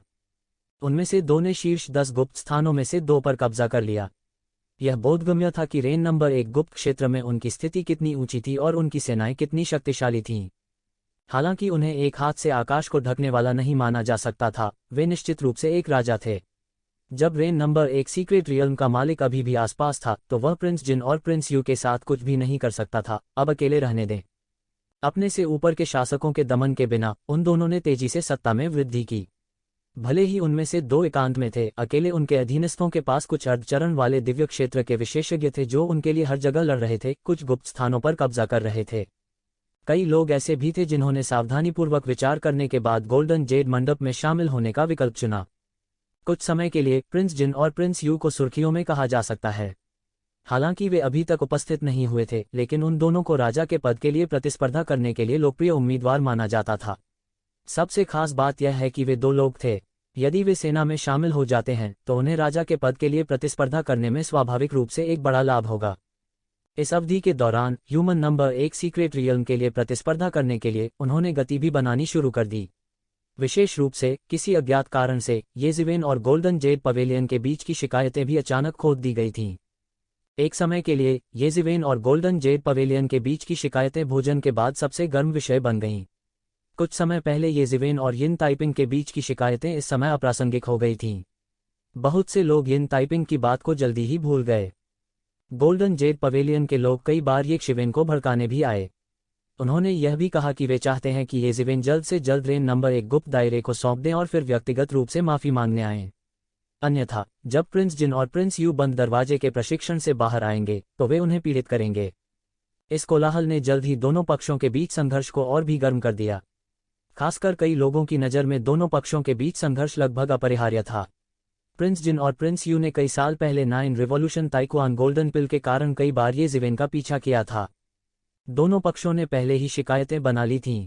और वर्तमान रेन नंबर 1 गुप्त क्षेत्र ये जिवेन की शरणस्थली थी। फिर भी गोल्डन जेड मंडप वास्तव में इसे दूर ले जाना चाहता था। उनकी नज़र में यह वास्तव में सहनीय था, लेकिन गोल्डन जेड मंडप नहीं। जब समय आया, एक संघर्ष लगभग अपरिहार्य था। विशेष रूप से ये जिवेन की प्रसिद्धि के साथ 9 रिवॉल्यूशंस ताइक्वान गोल्डन पिल एक बार फिर कुछ ऐसा बन गया जिस पर बहुत से लोगों ने ध्यान दिया। हालांकि मौजूदा ये जिवेन पहले से अलग थी। ये जिवेन अतीत में क्या थी? वह केवल एक छोटा सा कानून प्रकटीकरण क्षेत्र था। यहाँ तक कि कानून घोषणा क्षेत्र के 9वें स्तर का एक मास्टर भी उसका पीछा कर सकता था। लेकिन अब ये ज़िवेन ने कानून के घोषणापत्र के दायरे के 9वें स्तर में प्रवेश कर लिया था। उनकी बीन की तुलना आधे चरण के आकाशीय दायरे के अंतिम चरण से की जा सकती थी। जब तक यह एक दिव्य क्षेत्र का मास्टर नहीं था, अन्य जो उसका पीछा करना चाहते थे उन्हें सावधानी से विचार करना होगा कि क्या उनके पास ऐसा करने की क्षमता है। कुछ समय के लिए ये ज़िवेन और गोल्डन जेड पवेलियन के बीच का मामला कोलाहल भरा था। सभी को थोड़ा अजीब लगा कि एक शिवेन ने इस तरह की बात पर कुछ नहीं कहा और चुप रही। कई लोगों को यह अजीब लगा। चाहे कुछ भी हो, वह अब नंबर 1 गुप्त क्षेत्र का स्वामी था। पूरे नंबर 1 गुप्त दायरे में उन्हें पूरे नंबर 1 गुप्त दायरे में नंबर 1 व्यक्ति के रूप में माना जा सकता है। गोल्डन जेड पवेलियन के इन लोगों के इस तरह के उकसावे के सामने उन्हें बाहर आकर कुछ शब्द कहने चाहिए। हालांकि इन उकसावों के सामने ये शिवेन को बिल्कुल भी परवाह नहीं थी। उन्होंने बिल्कुल भी जवाब नहीं दिया, जिससे गोल्डन जेड मंडप के इन योद्धाओं के अहंकार को और बढ़ावा मिला। यहाँ तक उन्हें नंबर 1 गुप्त दायरे के आसपास कई बार देखा गया था, लेकिन वे यह नहीं जानते थे कि एक शिवेन ने जवाब देने की भी जहमत नहीं उठाई। अब जब प्रिंस जिन और प्रिंस यू बंद कमरे में प्रशिक्षण ले रहे थे और दिव्य क्षेत्र में सेंध लगाना चाहते थे, तो शेष लोग केवल कुछ विदूषक थे जो उनके लिए कोई खतरा पैदा नहीं कर सकते थे। यह सिर्फ कुछ मौखिक अहंकार था। वह मांस का एक टुकड़ा नहीं खोएगा। अगर वे अहंकारी बनना चाहते हैं तो रहने दें। ये ज़िवेन इन लोगों के अहंकार के बारे में सोचते हुए बार बार उपहास किए बिना नहीं रह सका। ये लोग स्पष्ट रूप से यह नहीं समझ पाए कि इस दुनिया में यह वह नहीं था जो जोर से चिल्लाता था जो सही था, लेकिन जो बड़ी मुट्ठी वाला था वह सही था। उनसे बहस करने का कोई मतलब ही नहीं था। इस अवधि के दौरान वह ये लानशान की तलाश करने के लिए वानशान क्षेत्र में गया, लेकिन किसे पता था कि उसे बताया जाएगा कि ये लानशान वहाँ नहीं था और ऐसा लगता है कि वह बाहर चला गया है। वह इस अवधि के दौरान कई बार वनशान क्षेत्र में गया, लेकिन फिर भी ये लानशान को नहीं ढूंढ पाया, जिससे वह कुछ उदास हो गया। हालांकि जब वह थोड़ा अधीर हो रहा था, ये ज़िवेन को ये लानशान से वनलान दायरे में आमंत्रित करने का निमंत्रण मिला। ये लानशान वापस आ गया था। इस समाचार को प्राप्त करने के बाद ये ज़िवेन बिना किसी हिचकिचाहट के तुरंत वानलन दायरे में चली गईं। पूरा रेन नंबर 1 गुप्त क्षेत्र अंदर से बाहर की ओर व्यवस्थित था, इसलिए पहले 10 गुप्त क्षेत्र वास्तव में एक दूसरे से बहुत दूर नहीं थे। वे सभी पृथ्वी क्रमांक 1 गुप्त क्षेत्र के निकटतम क्षेत्र में थे। इस क्षेत्र में किसी भी समय पृथ्वी गुप्त क्षेत्र में आकाशीय क्षेत्र के विशेषज्ञों के अत्याचारी प्रभामंडल को महसूस किया जा सकता है। ये ज़िवेन ने इन अत्याचारी आभामंडल पर ध्यान नहीं दिया और सीधे वानलन दायरे में चली गईं। ये लानशान आखिरकार लौट आया था। ये लानशान कुछ समय के लिए आसपास नहीं थी, इसलिए ये ज़िवेन इस दिग्गज महिला को नहीं देख पाई थी। उसकी गति बहुत तेज थी। गोल्डन जेड मंडप के विशेषज्ञ जो उसके दरवाजे को अवरुद्ध कर रहे थे, उसकी गति के साथ बिल्कुल भी नहीं टिक सके। जब वे आकाश में गायब हो गए तो वे केवल बेबसी से देख सकते थे। जल्द ही ये ज़िवेन वानलन दायरे में आ गई। वातावरण हजार पंख क्षेत्र के समान था। यह एक छोटा महाद्वीप भी था। इस समय वानलान दायरे में एक शिवेन के आने का पहले से ही कोई इंतजार कर रहा था। ये ज़िवेन की पिछली यात्राओं के दौरान ये लानशान आसपास नहीं था, लेकिन ये लानशान उसके इरादों को जानता था। यदि यह पहले होता तो ये ज़िवेन ये लानशान को बिल्कुल भी नहीं देख पाता, क्योंकि ये लानशान की तुलना में वह वास्तव में बहुत हीन था। लेकिन अब यह अलग था। यिन ताइपिंग को हराने के बाद उनकी प्रतिष्ठा भी एक नए शिखर पर चढ़ गई थी। वह बिल्कुल ये लानशान के बराबर था और यहाँ तक ये लानशान ने भी उसे कम आंकने की हिम्मत नहीं की। वास्तव में जैसे ही एक शिवन लौटे, उन्हें तुरंत आने का निमंत्रण मिला। जब ये ज़िवेन ने ये लानशान को देखा तो उसने पाया कि वह असाधारण आभा वाली एक बेहद खूबसूरत महिला थी। हालांकि उसने एक साधारण लंबी पोशाक पहनी हुई थी, लेकिन उसके पास एक आभा थी जो साधारण सुंदरियों के पास नहीं थी। वह एक अद्वितीय विशेषज्ञ की आभा थी। यह कहा जाना था कि साधना जगत में भी सभी कहते थे कि स्त्री और पुरुष समान हैं। जब तक कोई मजबूत होगा तब तक वह सम्मान पाने में सक्षम होगा। लेकिन कुल मिलाकर पुरुषों ने अभी भी पूर्ण लाभ पर कब्जा कर लिया है, जबकि महिलाएं हमेशा सबसे नीचे बैठी हैं। समग्र स्थिति भी यही थी और इसे बदलने का कोई उपाय नहीं था। इसलिए तथ्य यह है कि ये लानशान एक महिला के रूप में 5वें मानव गुप्त क्षेत्र पर कब्जा करने में सक्षम थी और प्रिंस जिन और प्रिंस यू के बाद केवल दूसरे स्थान पर थी। यह दर्शाता है कि वह कितनी शक्तिशाली थी। इसलिए उनके पास एक विशेषज्ञ की आभा थी जो सामान्य महिलाओं के पास नहीं थी। एक नेता की उस तरह की आभा जो जोश और जोश से भरी थी। इससे ये शिवेन की आंखों की रोशनी थोड़ी बढ़ गई। मुझे नहीं पता था कि भाई ये कुछ समय पहले मुझसे मिलने आए थे। यह थोड़ा असभ्य है, ये ज़िवेन का पहला वाक्य देखने के बाद ये लानशान ने कहा। यह कुछ भी नहीं है, मैं अभिमानी था और बिना निमंत्रण के आया था। ये ज़िवेन ने जल्दी से कहा। क्या मैं जान सकता हूं कि भाई ये इतनी बार क्यों आ चुके हैं? ये लानशान इस सवाल पर ज्यादा देर नहीं रुके और सीधे मुद्दे पर आ गए। यह ऐसा है, मैंने सुना है कि आपने कुछ समय पहले डिस्प्लेस मन्ना घास का एक डंठल खरीदा था। क्या यह सच है? ये ज़िवेन ने पूछा। हाँ, यह सच है, कुछ देर याद करने के बाद ये लानशान ने जवाब दिया। क्या आप उसके लिए यहाँ हैं? यह सही है, मैं एक गोली को परिष्कृत करने जा रहा हूँ और मुझमें इस घटक की कमी है, इसलिए मैं आपसे इसे छोड़ने के लिए कहना चाहता हूँ। संभव है कि अरे, इसके बारे में, यह डिस्प्लेस स्वीट ड्यूग्रास मेरे लिए बहुत महत्वपूर्ण है। मैं वर्तमान में एक गोली को परिष्कृत कर रहा हूँ और मुझे उत्प्रेरक के रूप में इसकी आवश्यकता है। ये लानशान ने कुछ मुश्किल से कहा। ये ज़िवेन खुद को थोड़ा निराश किए बिना नहीं रह सकी, लेकिन फिर उसने सोचा कि यह सामान्य है। ये लानशान को इसका कुछ उपयोग करना चाहिए था, नहीं तो वह इसे कैसे खरीद सकती थी। हालांकि वह जानता था कि यह मामला था, फिर भी उसने सकारात्मक उत्तर प्राप्त करने से पहले यह देखने के लिए कुछ बार दौरा करना चुना कि क्या कोई मौका है। भाई, ये लगता है इस डिस्प्लेस स्वीट ड्यूग्रास की तत्काल आवश्यकता है। ये लानशान ने ये ज़िवेन की अभिव्यक्ति देखी और पूछने के अलावा खुद को नहीं रोक सकी। हाँ, ये ज़िवेन ने सिर हिलाया। यह डिस्प्लेस स्वीट ड्यूग्रास मेरे लिए बहुत महत्वपूर्ण है। यदि आप इसे छोड़ना चाहते हैं तो मैं दोगुनी कीमत चुकाने को तैयार हूँ। ये ज़िवेन ने ये लानशान की बातें सुनी और जल्दी से कहा, अगर ऐसा है तो इसे इस तरह से करते हैं। मेरे पास एक मामला है जिसमें मुझे आपकी मदद की ज़रूरत है। यदि आप सहमत हैं तो मैं इस डिस्प्लेस स्वीट ड्यूग्रास का 1% भी नहीं लूँगा। इसे बदला ही समझो। इसके बारे में क्या ख्याल है? ये लानशान ने अचानक कहा। यह देखकर कि उम्मीद थी, ये ज़िवेन के हौसले तुरंत बढ़ गए। उसने जल्दी से कहा, क्या मैं जान सकता हूं कि यह किस तरह का मामला है? मैं कैसे मदद कर सकता हूं? यह इस तरह है, भाई, ये, हालांकि आप अभी आए हैं, लेकिन आपको 100वें गुप्त क्षेत्र के बारे में पता होना चाहिए। ये लानशान ने अपने निचले होंठ को थोड़ा सा काटा और कहा, मुझे पता है। ये ज़िवेन ने सिर हिलाया। क्या वह एक्सचेंज 100वें ग्रह पर नहीं बना था? समग्र रूप से इसने 100वां गुप्त क्षेत्र बनाया। यह इससे संबंधित है। यह सही है। 100वां गुप्त क्षेत्र पूरे मानव गुप्त क्षेत्र में एक बहुत ही विशेष अस्तित्व है, क्योंकि इसके नीचे का ग्रह बहुत बड़ा है। यह पृथ्वी गुप्त क्षेत्र या यहाँ तक कि स्वर्ग गुप्त क्षेत्र के बराबर है। ऐसा कहा जाता है कि यह मूल रूप से मानव गुप्त क्षेत्र में एक गुप्त क्षेत्र नहीं था, बल्कि स्वर्ग गुप्त क्षेत्र में एक गुप्त क्षेत्र था। हालांकि बाद में इसे किसी महान जादुई शक्ति वाले व्यक्ति द्वारा मानव गुप्त क्षेत्र में स्थानांतरित कर दिया गया था। ये लानशान ने कहा, इस 100वें ग्रह पर कई स्वदेशी जीव रहते हैं। उनमें से स्वर्ग क्षेत्र के विशेषज्ञ भी हैं।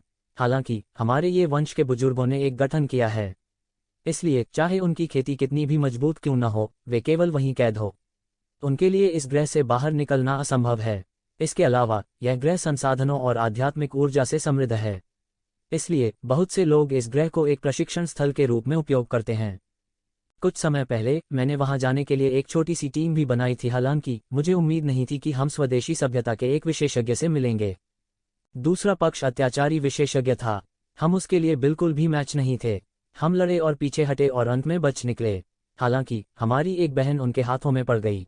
अब हमें वापस जाना है और उन्हें बचाना है। इसलिए मैं भाई ये से मदद मांगना चाहता हूँ। कैसा रहेगा? ये लानशान ने कहा, जब तक आप मदद करने को तैयार हैं, तब तक मैं आपको डिस्प्लेस स्वीट ड्यूग्रास देने को तैयार हूँ। इसके बारे में क्या ख्याल है? मैं अपनी जिम्मेदारी से भागने की कोशिश नहीं कर रहा हूँ। हालांकि मिस लानशान, मैं देख सकता हूँ कि आप अपनी ताकत से स्वर्ग के दायरे में अपराजेय हैं। यहाँ तक आप उसके लिए मैच नहीं हैं। क्या ऐसा हो सकता है कि स्वर्ग क्षेत्र के किसी विशेषज्ञ ने कार्रवाई की हो? ये ज़िवेन ने एक पल के लिए सोचा और कहा, डिस्प्लेस स्वीट ड्यूग्रास वास्तव में बहुत आकर्षक थी। हालांकि डिस्प्लेस स्वीट ड्यूग्रास के लिए ऐसा जोखिम उठाना उचित नहीं था। ये लानशान कड़वाहट से मुस्कुराया और बोला, मैंने भी सोचा था कि अपनी ताकत से मैं किसी से नहीं डरूंगा। हालांकि मुझे उम्मीद नहीं थी कि मैं एक कुएं में सिर्फ एक मेढक हूं। मुझे नहीं पता था कि हमेशा एक ऊंचा पहाड़ होता है। यद्यपि वह व्यक्ति एक मूल निवासी है और उसने स्वर्गलोक में कदम नहीं रखा है, उसकी शक्ति मुझसे अधिक है। मैं उसके द्वारा पूरी तरह से दबा हुआ था, इसलिए हम अंत में हार गए। ये ज़िवेन कुछ अवाक रह गई। ये लानशान की ताकत का जिक्र करने की जरूरत नहीं थी, अन्यथा वह 5वें गुप्त क्षेत्र पर कब्जा नहीं कर पाती। हालांकि वह भी पूरी तरह से दबा दी गई थी। कोई सोच सकता है कि यह मूल निवासी कितना अत्याचारी था। यहाँ तक अगर उसने स्वर्ग के क्षेत्र में कदम नहीं रखा था तो भी वह शायद उसके करीब था। इस प्रकार का शत्रु निश्चित रूप से शक्तिशाली माना जा सकता है। मुझे अपनी बहनों को खुद से बचाने का ज्यादा भरोसा नहीं है, इसलिए मुझे भाई ये से मदद मांगने की जरूरत है। मैंने यह भी सुना है कि आपने पहले यिन ताइपिंग को हराया था। मुझे भाई ये की ताकत पर शक नहीं है। हालांकि वह मूल निवासी अत्याचारी है। यदि आप और मैं सेना में शामिल हो जाते हैं तो यह अभी भी उसे हराने के लिए काफी है। ये लानशान ने कहा। तो यह ऐसा ही है।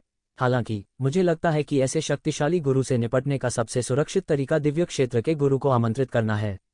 उस मामले में चाहे उसकी ताकत कितनी भी अत्याचारी क्यों न हो, उसके लिए दिव्य क्षेत्र के गुरु के लिए एक मैच होना असंभव है।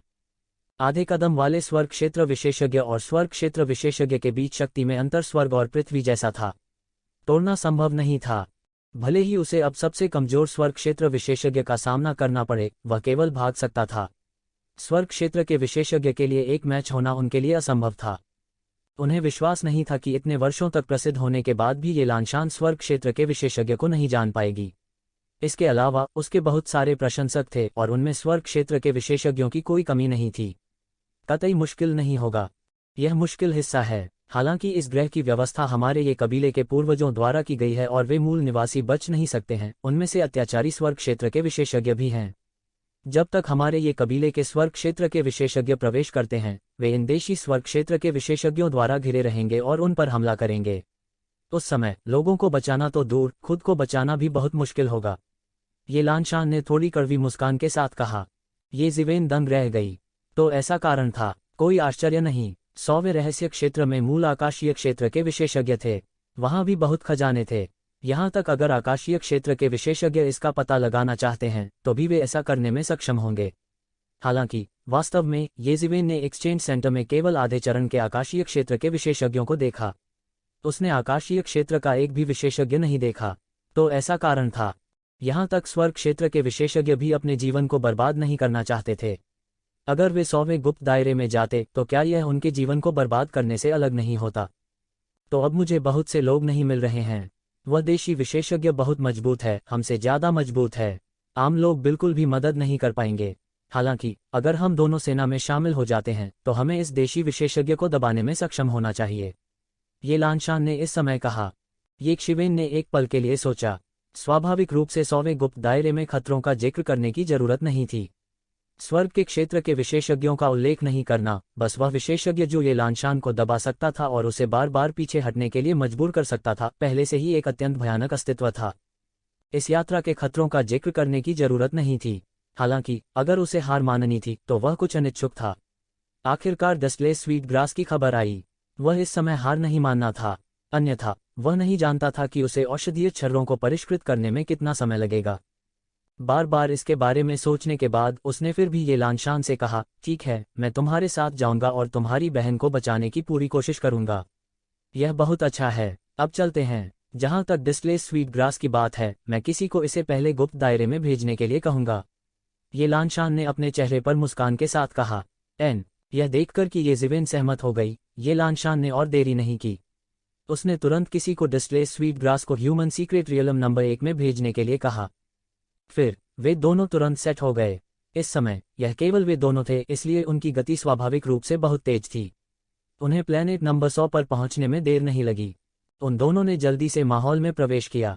तुरंत ये ज़िवेन ने महसूस किया कि आध्यात्मिक ऊर्जा की एक लहर उसकी ओर दौड़ रही है। उन्होंने यह भी महसूस किया कि इस जगह का गुरुत्वाकर्षण सामान्य जगहों से 10 गुना ज्यादा है। कोई आश्चर्य नहीं कि इस स्थान पर पैदा हुए खूंखार जानवर और आदिवासी इतने खूंखार थे। यह ज्ञात होना चाहिए कि सभी ग्रह जीवन उत्पन्न नहीं कर सकते। जीवन उत्पन्न करने वाले ग्रहों में से केवल एक बहुत ही छोटा सा हिस्सा अलौकिक सभ्यता में विकसित हो सका। प्राचीन बेरेंस महाद्वीप के आकाश में ऐसे कई तारे थे। प्राचीन बेरेंस महाद्वीप की तुलना में ये तारे स्वाभाविक रूप से छोटे दिखते थे। हालांकि उनमें से हर एक अपने पिछले जन्म में पृथ्वी की तरह एक ग्रह की तरह था। उनमें से कई विनम्र भी थे। इनमें से कई सितारे जीवन से आबाद थे। हालांकि वे एक दुनिया में विकसित नहीं हुए थे। ट्रू मार्शल डोमेन की तरह यह कितना भी छोटा क्यों न हो, यह अभी भी एक दुनिया थी और एक ग्रह अभी भी एक ग्रह था। इन ग्रहों पर विकसित हुए कुछ अजीबोगरीब आदिवासी भी कई लोगों के शिकार बन गए थे। इस दुनिया में अभी भी स्टार हंटर नाम का एक पेशा था। वे विभिन्न ग्रहों पर शक्तिशाली आदिवासियों का शिकार करने में माहिर थे और फिर उन्हें बेच देते थे।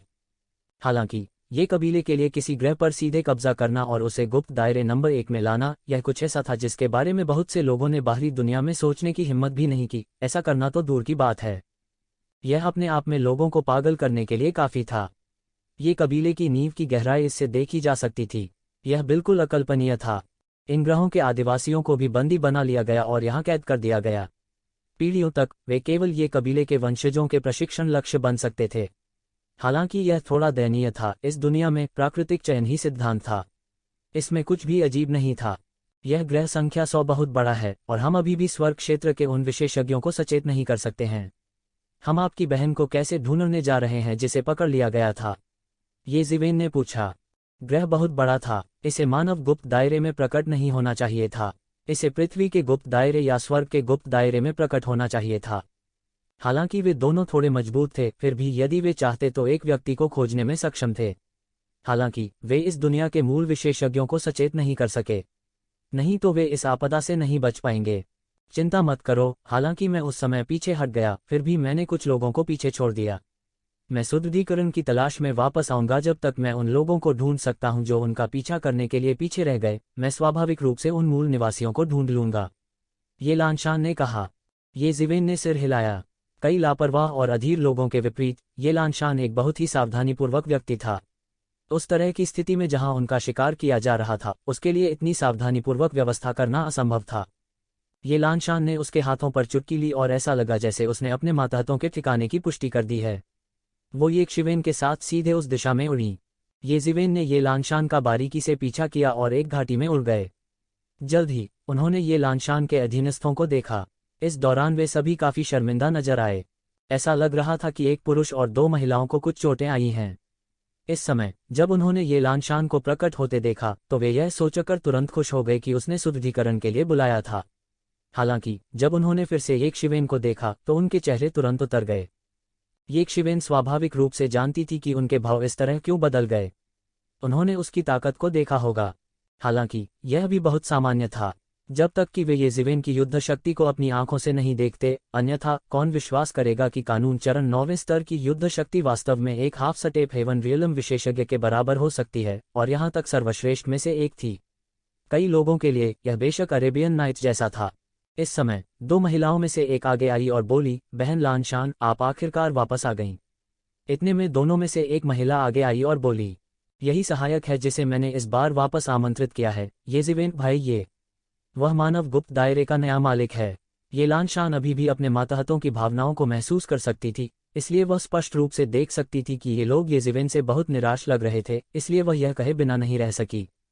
इन 3 लोगों ने मूल रूप से ये ज़िवेन को गंभीरता से नहीं लिया था, लेकिन ये लानशान के शब्दों को सुनने के बाद उन्होंने तुरंत ये ज़िवेन को एक नई रोशनी में देखा। मानव रहस्य क्षेत्र नंबर 1, केवल ये 6 शब्द अकेले एक सुनहरा साइन बोर्ड थे। जो कोई भी गुप्त क्षेत्र का स्वामी हो सकता था, वह लोगों के बीच एक प्रतिभा था और उनमें से कोई भी उनकी तुलना नहीं कर सकता था। हालांकि वे अभी भी नहीं जानते थे कि ये ज़िवेन कितना मजबूत था, क्योंकि वह ह्यूमन सीक्रेट रियल नंबर 1 का मालिक था और ये लानशान ने उसे वापस आमंत्रित किया था। उन्हें डर था कि उसके पास भी कुछ कौशल होना चाहिए।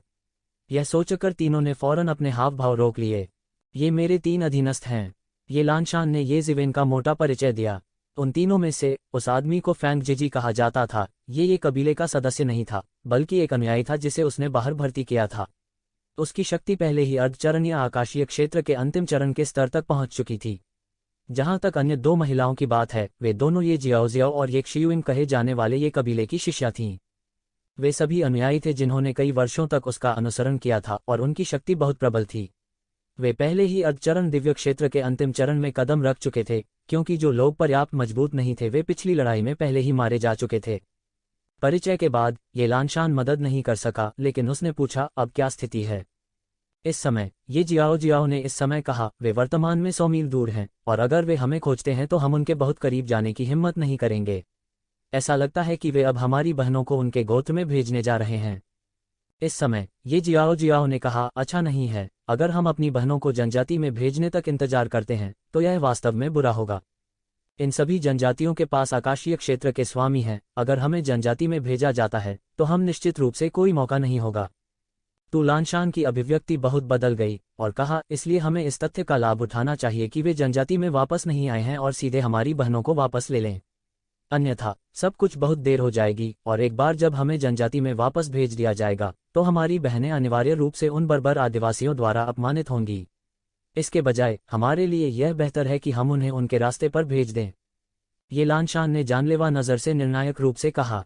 उनकी राय में उन आदिवासियों द्वारा अपमानित होने के बजाय मर जाना बेहतर था।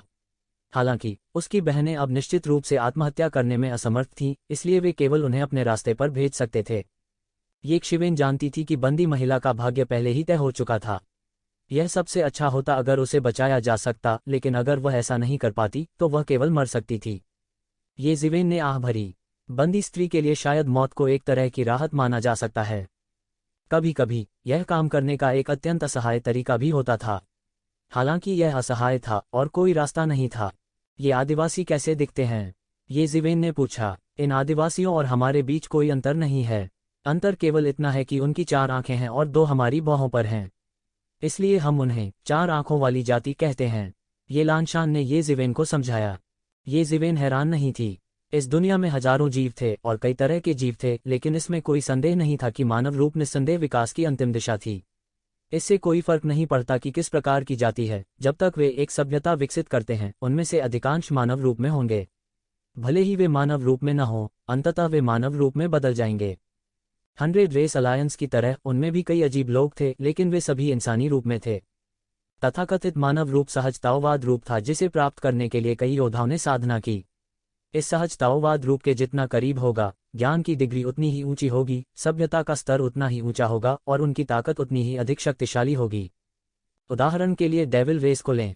हालांकि डेविल रेस के कई लोग अजीब दिखते थे, लेकिन डेविल रेस के वे शीर्ष सदस्य आम इंसानों से अलग नहीं थे। वास्तव में उनमें से कई मनुष्य से भी अधिक सुंदर थे। हालांकि उनमें से कुछ अभी भी अपनी नस्ल की कुछ विशेषताओं को पीछे छोड़ देंगे। मानव जाति एकमात्र ज्ञात जाति थी जो जन्मजात ताओवाद शरीर के साथ पैदा हुई थी और अन्य जातियां कमोबेश भिन्न थीं। इसलिए मानव जाति की उत्पत्ति हमेशा अटकलों का विषय रही है। हाँ, इन आदिवासियों ने भी काफी सभ्यता विकसित कर ली है, लेकिन जब तक हमारी बहनें उनके हाथों में आती हैं, लगभग बिना किसी अपवाद के उनके साथ बलात्कार किया जाएगा। अगर उन्हें जनजाति में वापस लाया जाता है तो उनका सामूहिक बलात्कार भी हो सकता है। ये जियाओ जियाओ ने दांत पीसते हुए कहा। महिलाओं के लिए निस्संदेह यह एक बड़ा अपमान था। मुझे पता है कि वे क्या सोच रहे हैं। वे इस विधि का उपयोग करना चाहते हैं ताकि हमारी बहनें अपने बच्चों को जन्म दें और फिर अपना रक्त मिलाना जारी रखें और अंत में हमारे साथ घुलने मिलने का एक तरीका खोजें ताकि वे भविष्य में एक दिन इस ग्रह से बच सकें। हालांकि वे स्पष्ट रूप से मेढक हैं जो एक कुएं के नीचे से आकाश की ओर देख रहे हैं। उन्हें पता नहीं है कि हमारा ये कबीला कितना शक्तिशाली है। तो क्या हुआ अगर उनका ग्रह सामूहिक रूप से विद्रोह करता है? अगर वे वास्तव में हमें परेशान करते हैं तो हम उन्हें मिनटों में मिटा सकते हैं। ये शियुइंग ने जारी रखा। उसका लहजा बेहद ठंडा था और वह इन आदिवासियों से बहुत नफरत भी करती थी।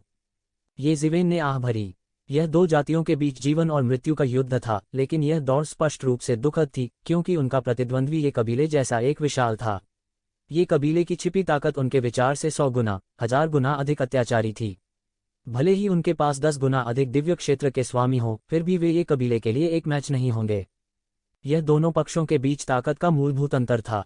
हालांकि उन्होंने जल्दी ही अपनी भावनाओं पर काबू पा लिया। आखिरकार मजबूत ने कमजोरों का शिकार किया। यही इस संसार का लौह नियम था। अभी हम उनके गोत्र से दूर नहीं हैं, इसलिए हमें जल्द से जल्द कार्रवाई करनी चाहिए। हालांकि यह थोड़ा अजीब है। मूल निवासियों का यह समूह हाल ही में बहुत धीमी गति से आगे बढ़ रहा है। मुझे नहीं पता क्या हुआ, फैंग जिजी ने कहा। कोई समस्या नहीं होनी चाहिए, है ना? ये शिवेन ने भौहें चढ़ाकर पूछा। इससे ये लानशान थोड़ा हिचकिचाया। जैसा कि कहा जाता है, इस असामान्य व्यवहार के पीछे एक राक्षस होना चाहिए। यह मामला वाकई बहुत अजीब था। सामान्यतया यदि उन्होंने अपनी बहनों को पकड़ लिया होता तो उन्हें जल्द से जल्द इन क्लान विशेषज्ञों के बदला लेने से बचने के लिए कबीले में वापस जाना चाहिए था। अगर मूल निवासियों का नेता बहुत मजबूत होता और उसे खुद पर बहुत भरोसा होता तो भी वह ऐसा नहीं करता। ये शिवेन के शब्दों से ऐसा लग रहा था कि यह मामला वास्तव में थोड़ा गड़बड़ था। यह सोचकर ये लानशान में अब इतना आत्मविश्वास नहीं रहा। वह यह कहे बिना नहीं रह सकी, यह मामला थोड़ा अजीब लगता है। लेकिन कोई बात नहीं, इससे पहले कि वे अपने गोत्र में लौटें हमें उन्हें रोकना चाहिए। ये लानशान भी जानती थी कि ये जिवेन सही थी। हालांकि इस समय चीजें पहले ही इस बिंदु पर पहुंच चुकी थीं। अब पीछे हटना उसके वश में नहीं था। मैं पूछना चाहता हूं कि हम उनके गोत्र से कितनी दूर हैं? ये जिवेन ने पूछा। इस ग्रह पर 4 आंखों वाली जाति ने काफी सभ्यता विकसित कर ली थी। हालांकि सभ्यता के कई रूप थे। उनमें से कुछ जनजातियों के रूप में थे और उनमें से कुछ विशाल प्रदेशों वाले देशों के रूप में थे। उनकी वर्तमान गति के अनुसार कम से कम 10 दिन शेष हैं। हालांकि फैंग जिजी ये जिवेन के सवाल से थोड़ा हैरान था, फिर भी उसने जवाब दिया। फिर हम 9वें दिन हमला करेंगे, ये जिवेन ने कहा। क्यों? ये जियाओ जियाओ ने पूछा। बाकी लोगों ने भी येक शिवेन की तरफ देखा। यहाँ तक ये लानशान ने भी येक शिवेन को अजीब तरह से देखा। वह नहीं जानती थी कि उसने ऐसा क्यों कहा, क्योंकि यही वह समय होता है जब वे सबसे अधिक आराम करते हैं। हालांकि मुझे नहीं पता कि वे इतनी धीमी गति से क्यों आगे बढ़ रहे हैं। वे अपने गोत्र के जितने करीब होंगे उतने ही कम सतर्क रहेंगे। लोग हमेशा ऐसे ही होते हैं। 10वें दिन हम उनके गोत्र के बहुत करीब हैं। हमारे पास उनसे छुटकारा पाने के लिए पर्याप्त समय नहीं होगा। यह उनके जनजाति विशेषज्ञों के एक आश्चर्यजनक हमले को आकर्षित कर सकता है। उस समय हमारा सर्वथा नाश हो जाएगा। अतः यह समय सर्वोत्तम समय है। हमें जल्दी करने की जरूरत नहीं है, ये सिवेन ने कहा। दूसरों ने इसके बारे में सोचा। वास्तव में ये सिवेन के शब्द सही थे। यह वह समय हो सकता है जब वे सबसे अधिक तनाव मुक्त थे। इसके विपरीत यदि वे हमेशा सतर्क रहते तो इससे कोई फर्क नहीं पड़ता कि वे पहले हमला करते हैं या बाद में। येक शिवेन के विचार ने तुरंत सभी को सम्मान के एक नए स्तर के साथ उसकी ओर देखा। मूल रूप से वे येक शिवेन के बारे में ज्यादा नहीं सोचते थे, लेकिन अब ऐसा लग रहा था कि येक शिवेन बेवकूफ नहीं थी। दूसरे शब्दों में, मानव गुप्त क्षेत्र नंबर 1 का स्वामी कैसे किसी काम का नहीं हो सकता है। भले ही वह पर्याप्त रूप से मजबूत न हो। ऐसा इसलिए हो सकता है क्योंकि उसने केवल थोड़े समय के लिए ही साधना की थी। यह संभावना नहीं थी कि वह किसी काम का नहीं था। चूंकि वे लोगों को बचाने की जल्दी में नहीं थे, वे हमला करने की जल्दी में नहीं थे। इसके बजाय वे घाटी में छिप गए। ये सिवेन ने भी पूरी तरह से खेती शुरू करने के लिए इन 10 दिनों का लाभ उठाया। ये लानशान और अन्य लोगों के लिए यह थोड़ा अजीब था। येक शिवेन इतने कम समय का भी उपयोग कर सकती थी। वह कुछ ही दिनों में क्या कर सकता था। वे जो नहीं जानते थे वह यह था कि ये सिवेन ने कानून के चरण के दायरे के 9वें स्तर में प्रवेश किया था। अब वह 9वें स्तर के शिखर से अभी भी दूर था। उसकी साधना बहुत पहले ही आवश्यक स्तर तक पहुंच चुकी थी और अब उसके पास केवल एक चीज की कमी थी, वह अनुभव का संचय था। ये सिवेन ने अभी अभी ये यू यंग से 10 बिलियन स्पिरिट क्रिस्टल प्राप्त किए थे और यह एक लंबे सूखे के बाद अच्छी बारिश की तरह था। इसने उसकी तत्काल आवश्यकता को पूरी तरह से हल कर दिया था। उन्होंने तुरंत खेती करने के लिए हर समय जब्त कर लिया। पिछले 1 साल में हालांकि उनकी ताकत में सुधार नहीं हुआ, वास्तव में औषधि में भिगोने के बाद उनके मध्याह्न का विस्तार हुआ था। दूसरे शब्दों में, वह एक खाली पानी की टंकी की तरह था जिसमें बड़ी मात्रा में पानी डालने की जरूरत थी। इस संबंध में ये सिवेन, जिसके पास अब दसियों अरबों स्पिरिट क्रिस्टल थे, में इसकी कमी बिल्कुल नहीं थी। पलक झपकते ही 9 दिन बीत गए। इन 9 दिनों के दौरान येक शिवेन बिल्कुल भी नहीं हिली। कोई बदलाव नहीं था। यहाँ तक उनका आभामंडल भी ज्यादा नहीं था। यह ऐसा था जैसे वह मर गया हो। 9वें दिन तक ये सिवेन ने अपनी आंखें नहीं खोली, जैसे कि वह अभी एक सपने से जागा हो। किसी कारणवश ये लानशान को लगा कि 9 दिन पहले की तुलना में ये सिवेन में बहुत बड़ा बदलाव आया है। हालांकि वह यह नहीं बता सकी कि परिवर्तन क्या था। इसने उसे थोड़ा जिज्ञासु बना दिया। वो नहीं जानती थी कि इन 9 दिनों में येक शिवेन में क्या बदलाव आया था। इस संबंध में येक शिवेन के पास कहने के लिए कुछ नहीं था। केवल 9 दिनों में उसने कुल 2 अरब स्पिरिट क्रिस्टल का उपयोग कर लिया था। समय खत्म हो गया है, चलो चलते हैं, तू लानशान ने कहा। हाँ, उनमें से 5 तुरंत चले गए और उड़ गए। चूंकि 4 आंखों वाले रेस विशेषज्ञों की गति काफी सीमित थी, वे आधे दिन से भी कम समय में 4 आंखों वाली रेस टीम के साथ पहले ही पकड़ चुके थे। यह 4 आंखों वाली दौड़ के लगभग 1 दर्जन लोगों की टीम थी।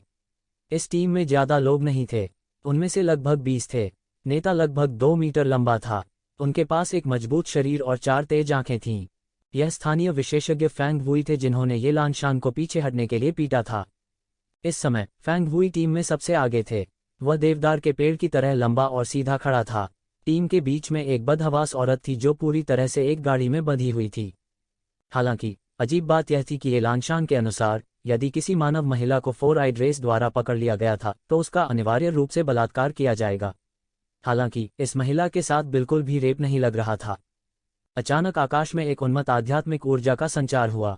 फिर एक बड़े हाथ ने सीधे टीम में जेल की गाड़ी पकड़ ली। वे अंत में यहाँ हैं। इस समय फैंग वुई ने सीधे अपनी चाल चल दी। उसके हाथ में लंबी तलवार तुरंत आकाश से कट गई। तलवार की रोशनी सीधे बड़े हाथ को टुकड़ों में काट देती है, उसे वापस लड़ने का कोई मौका नहीं देती। आक्रमण करना। इस समय ये लानशान चिल्लाया। इस दौरान कई लोग तेजी से नीचे उतरे। वह सीधे फैंग वुई पर झपटी, उसे वापस पकड़ना चाहती थी। इस बीच ये सिवेन और अन्य सीधे जेल की गाड़ी पर झपट पड़े। इस समय 4 आंखों वाली दौड़ के कुछ विशेषज्ञ भी सीधे उन पर टूट पड़े। अप्रत्याशित रूप से वे सभी अर्धचरण दिव्य क्षेत्र के अंतिम चरण के विशेषज्ञ थे। उनमें से एक सीधे येक शिवेन के सामने दौड़ा। एक कुटिल मुस्कान के साथ उसने अपने हाथ में एक लोहे के हथौड़े से येशिवेन की ओर बेरहमी से मारा। बूम! येशिवेन ने अपना हाथ उठाया और लोहे के बड़े हथौड़े ने येशिवेन की बांह पर बेरहमी से प्रहार किया। जोरदार धमाके के साथ पूरा लोहे का हथौड़ा मौके पर ही फट गया।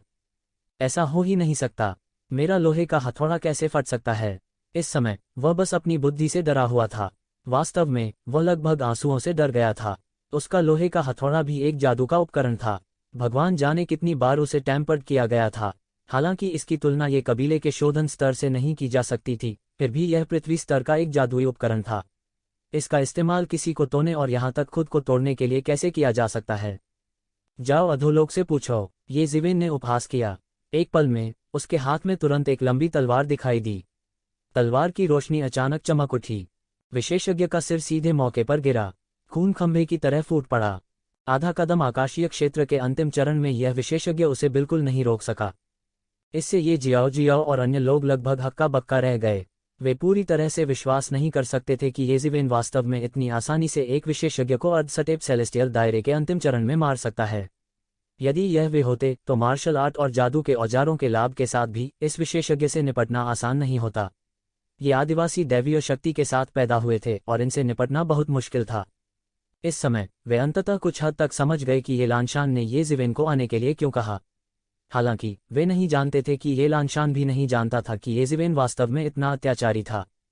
हुश! पुची पुची पुची पुची पुची। येशिवेन वध के एक अद्वितीय भगवान की तरह थी।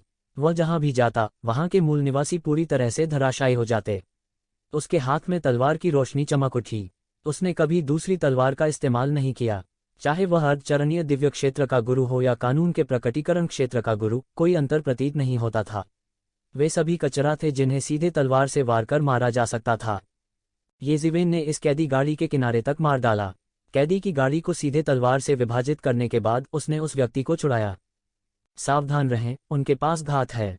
यह पहली बात थी जो इस महिला ने येशिवेन द्वारा छुड़ाए जाने के बाद कही थी। केवल अब आप जानते हैं, यह पहले ही बहुत देर हो चुकी है। इस समय दूर से एक क्रूर हंसी आई। फिर 100 से अधिक लोगों का एक समूह वास्तव में दूर से तेजी से भागा। पल भर में उन्होंने सबको घेर लिया था। उन्होंने देखा कि इन लोगों में सबसे कमजोर वास्तव में अर्धचरण दिव्य क्षेत्र में एक मास्टर था। उनमें से एक नेता वास्तव में फैंग वुई से भी अधिक प्रतापी थे। वह पूरे 2.5 मीटर लंबा था। दूर से देखने पर वह एक राजसी गोरिल्ला की तरह था। इस व्यक्ति की तेज आभा फैंग वुई से ज्यादा कमजोर नहीं थी। यह बहुत भयानक भी था। घात लगाकर हमला करने वालों की ऐसी कतार देखकर ये जियाओ और अन्य लोगों के भाव तुरंत फीके पड़ गए। और ये लानशान को देखते हुए, जिसे फैंग वुई द्वारा एक प्रतिकूल स्थिति में मजबूर किया गया था, इस समय वह भी अचानक पीला पड़ गया। अगर यह केवल फैंग वुई ही था तो उसमें अभी भी आत्मविश्वास था, क्योंकि अभी भी येशिवेन था जो अभी तक शामिल नहीं हुआ था। अगर यह केवल फैंग वुई ही था तो उसमें अभी भी आत्मविश्वास था, क्योंकि अभी भी येशिवेन था जो अभी तक शामिल नहीं हुआ था। लेकिन अगर कोई और होता तो भले ही वो और येशिवेन सेना में शामिल हो जाते, वे शायद जीतने में सक्षम नहीं होते। उसने सबसे दुखद अंत के बारे में पहले ही सोच लिया था। गोरिल्ला जैसे दिखने वाले इन आदिवासियों ने उसे घृणा का अनुभव कराया। क्या वह वास्तव में इन लोगों द्वारा अपमानित होने वाली थी? इस बारे में सोचते ही वह काम उठे बिना नहीं रह सकी। उसने खेद व्यक्त किया कि उसने पहले सब कुछ की गणना नहीं की थी।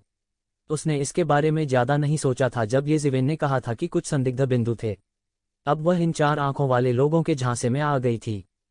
चतुर्भुज जाति भी एक बुद्धिमान जाति थी। उनकी बुद्धि मनुष्यों से कम नहीं थी। उन्होंने इसके बारे में अधिक क्यों नहीं सोचा? लेकिन इस समय वे क्या कर सकते थे? यह स्पष्ट रूप से उन्हें अपने आप बाहर निकालने के लिए एक जाल था।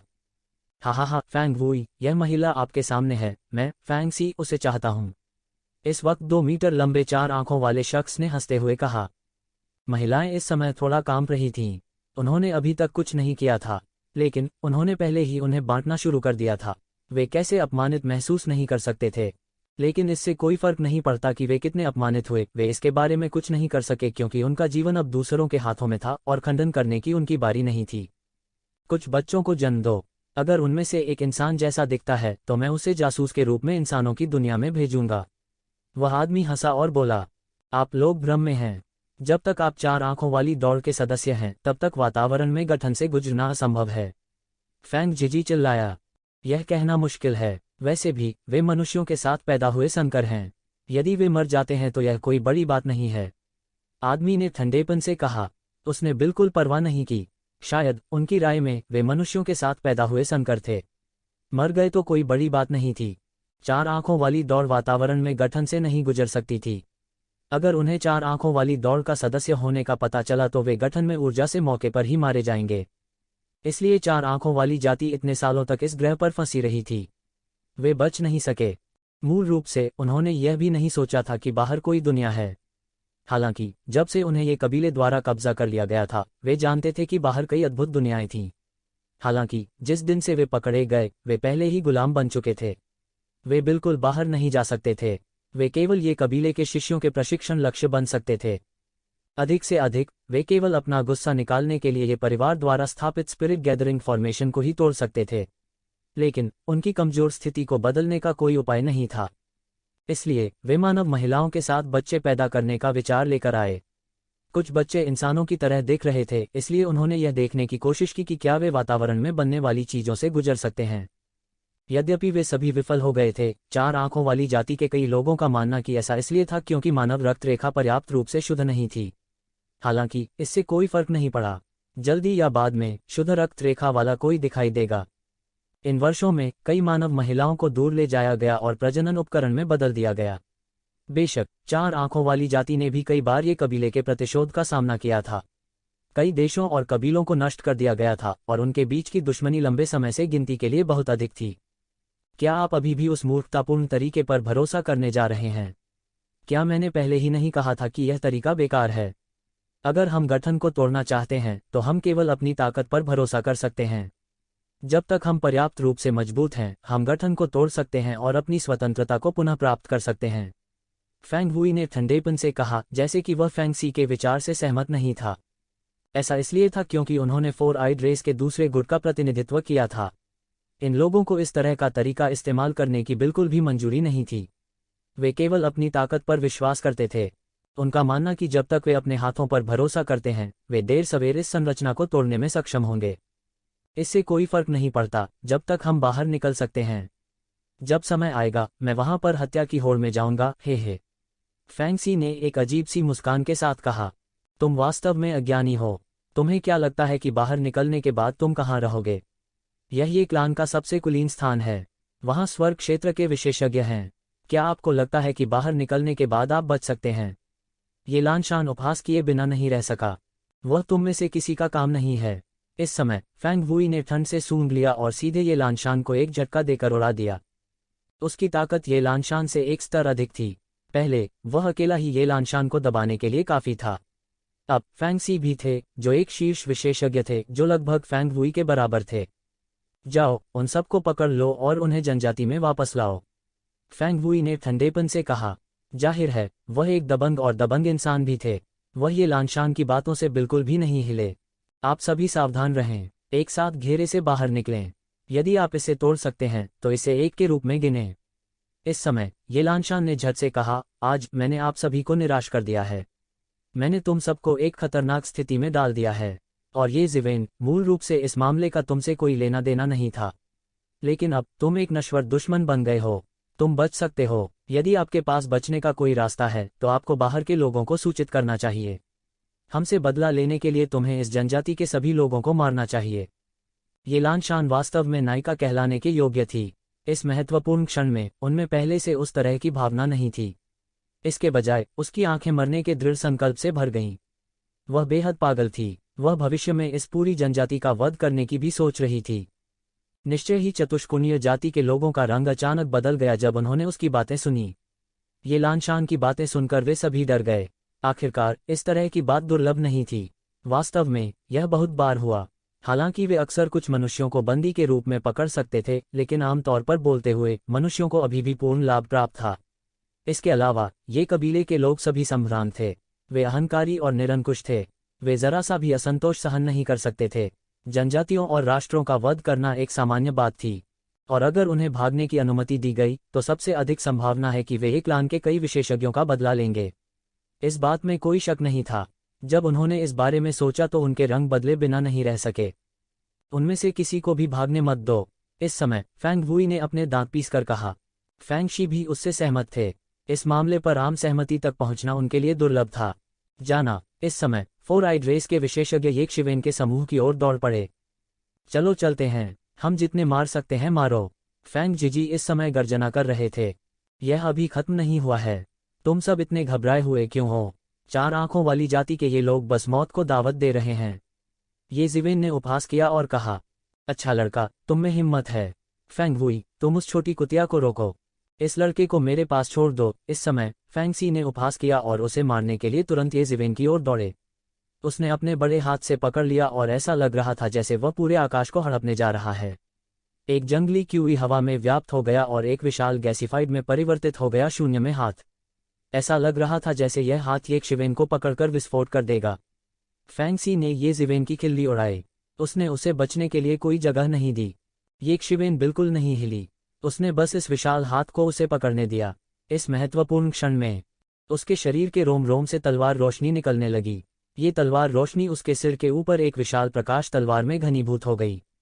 अचानक यह हल्की तलवार मौके पर ही कट गई। बूम! तलवार ज्योति ने उस विशाल हाथ को भयंकर रूप से काट डाला। विशाल हाथ तुरंत कट गया और फट गया। वह इस तलवार प्रकाश की चाल को रोक न सका और उसमें विस्फोट हो गया। आत्मा की ऊर्जा सभी दिशाओं में फैल गई। असंभव, यह असंभव है। फैंग जी ने ये जिवेन को डरावनी नजरों से देखा। उसे विश्वास नहीं हो रहा था कि ये जिवेन इतनी शक्तिशाली थी।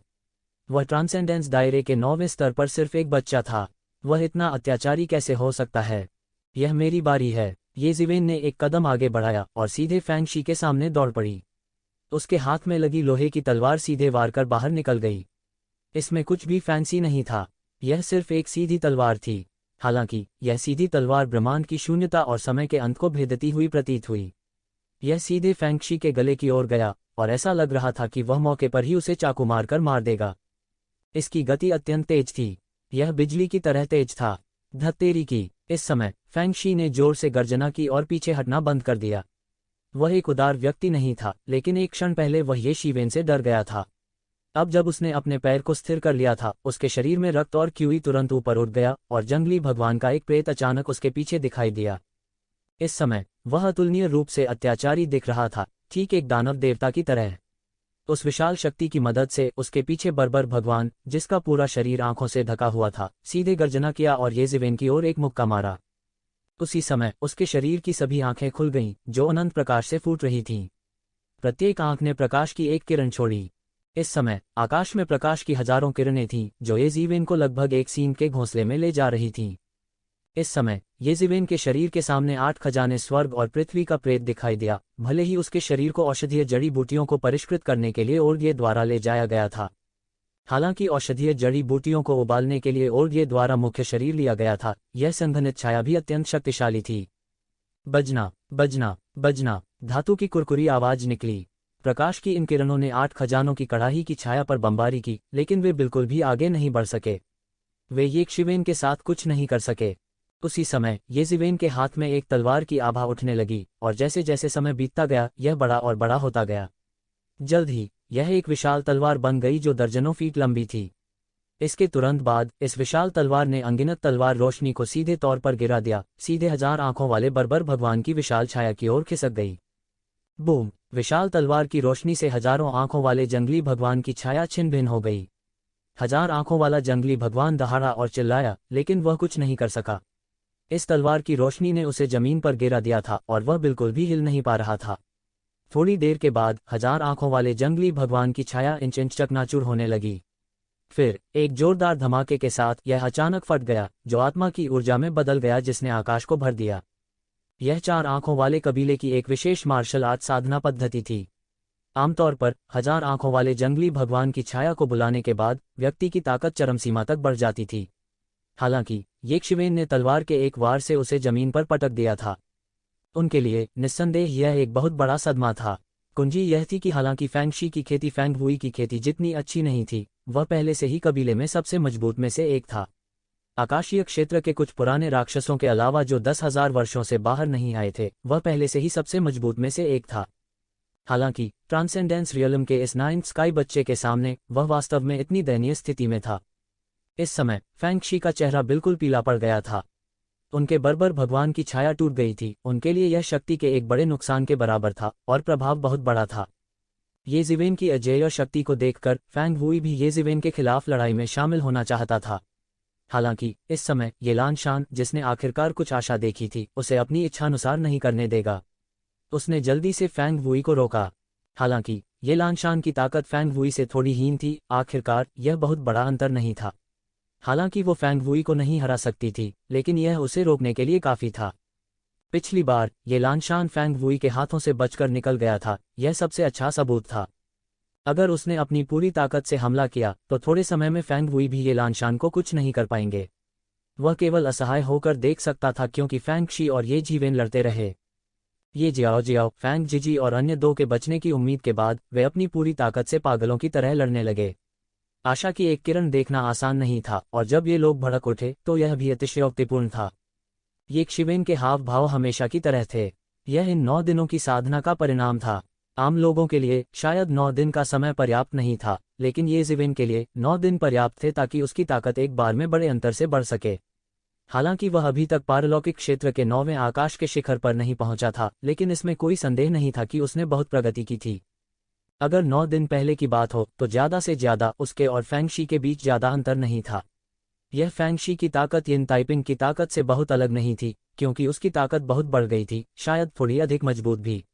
अगर 9 दिन पहले होता तो उसके और ये लानशान के लिए सकुशल बचना पहले से ही बहुत मुश्किल था।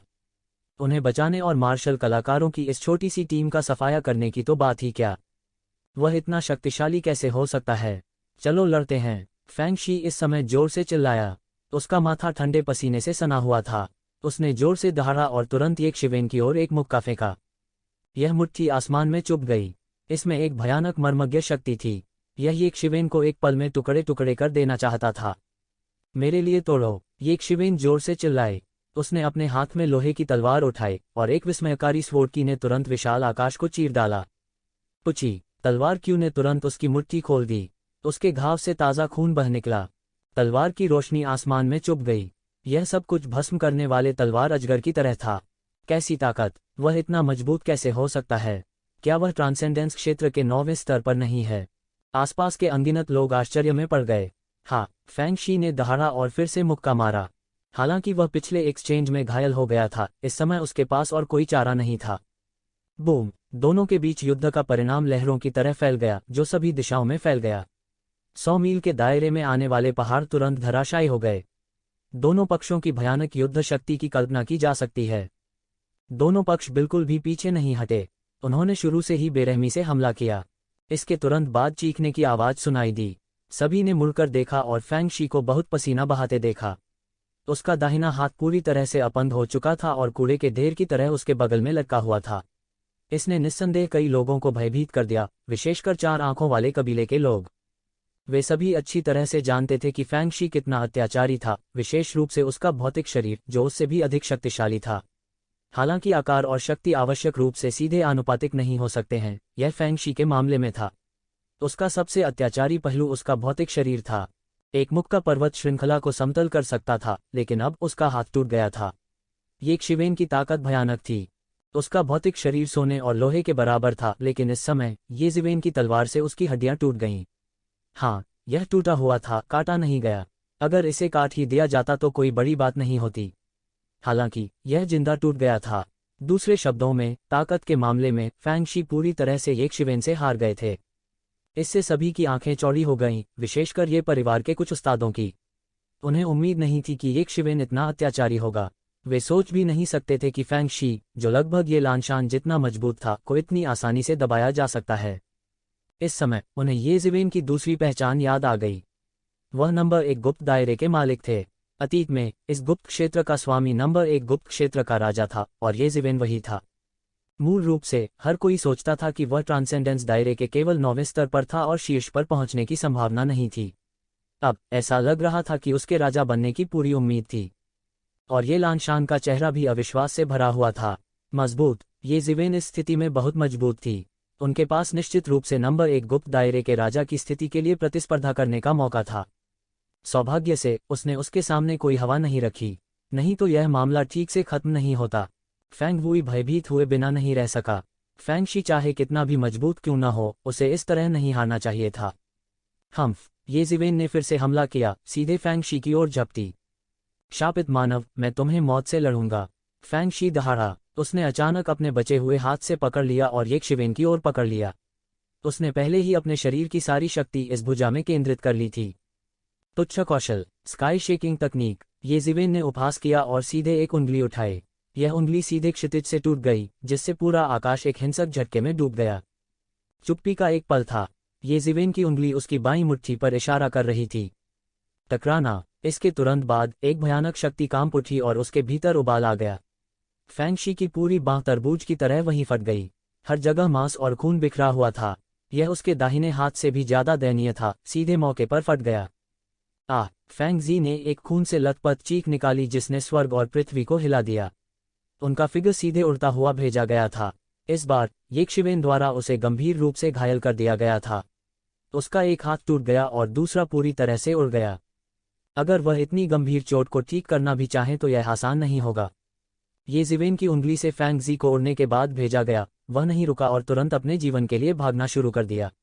इस समय उन्होंने अंततः महसूस किया कि ट्रांसेंडेंस दायरे का यह 9वां स्वर्ग का बच्चा वास्तव में एक भयानक दानव था। वह शायद फैंग वुई से भी अधिक अत्याचारी था, नहीं तो उसके हाथ मौके पर कैसे उड़ सकते थे। तुम्हें क्या लगता है, तुम कहाँ जा रहे हो? ये शिवेन जोर से चिल्लाई और उसे पकड़ने के लिए एक कदम आगे बढ़ी। उसने तुरंत अपनी उंगली उठाई और यह शून्य में एक विशाल लिंग की पिंजरे में तब्दील हो गया और सीधे सील कल्टीवेटर को ढंक दिया। जिस गति से यह पिंजरा नीचे गिरा वह बेहद तेज था। फैंग शी के पास प्रतिक्रिया करने का समय भी नहीं था, इससे पहले कि वह सीधे इस पिंजरे में फंस गए। इस उंगली के नीचे फैंग शी ने हिंसक रूप से संघर्ष किया, लेकिन यह बेकार था। वह बिल्कुल संघर्ष नहीं कर सका। ये जिवेन एक अथाह गड्ढे की तरह थी। चाहे उसने कितनी भी ताकत लगा ली हो, ये शिवेन हमेशा उससे ज्यादा मजबूत थी। अंत में ये जिवेन ने सीधे उस पर उंगली उठाई और उसे घेर लिया। ये जिवेन की उंगली एक चक्की के पार की तरह थी जो दुनिया को नष्ट कर सकती थी, बेरहमी से मौके पर ही धराशायी कर देती थी। टकराना। फैंग शी ने बिल्कुल भी संघर्ष नहीं किया। वह कुछ नहीं कर सकता था। उसे सीधे मांस के पेस्ट में पीस दिया गया था। यह अत्यंत दयनीय था। इसके तुरंत बाद ये जिवेन के शरीर ने सीधे एक रक्तरंजित प्रकाश को प्रक्षेपित किया, सारे रक्त को बहा ले गया और इसे त्यानयुवान दर्पण में अवशोषित कर लिया। यह देखकर कि ये जिवेन ने आसानी से फैंग शी का सिर काट दिया था, ये परिवार प्रेरित हुए बिना नहीं रह सका। अब वे न केवल जीवित रह सकते थे बल्कि वे मुड़कर उन्हें मार भी सकते थे। इस बार वे घात लगाए बैठे थे और लगभग पूरी तरह से नष्ट हो गए थे।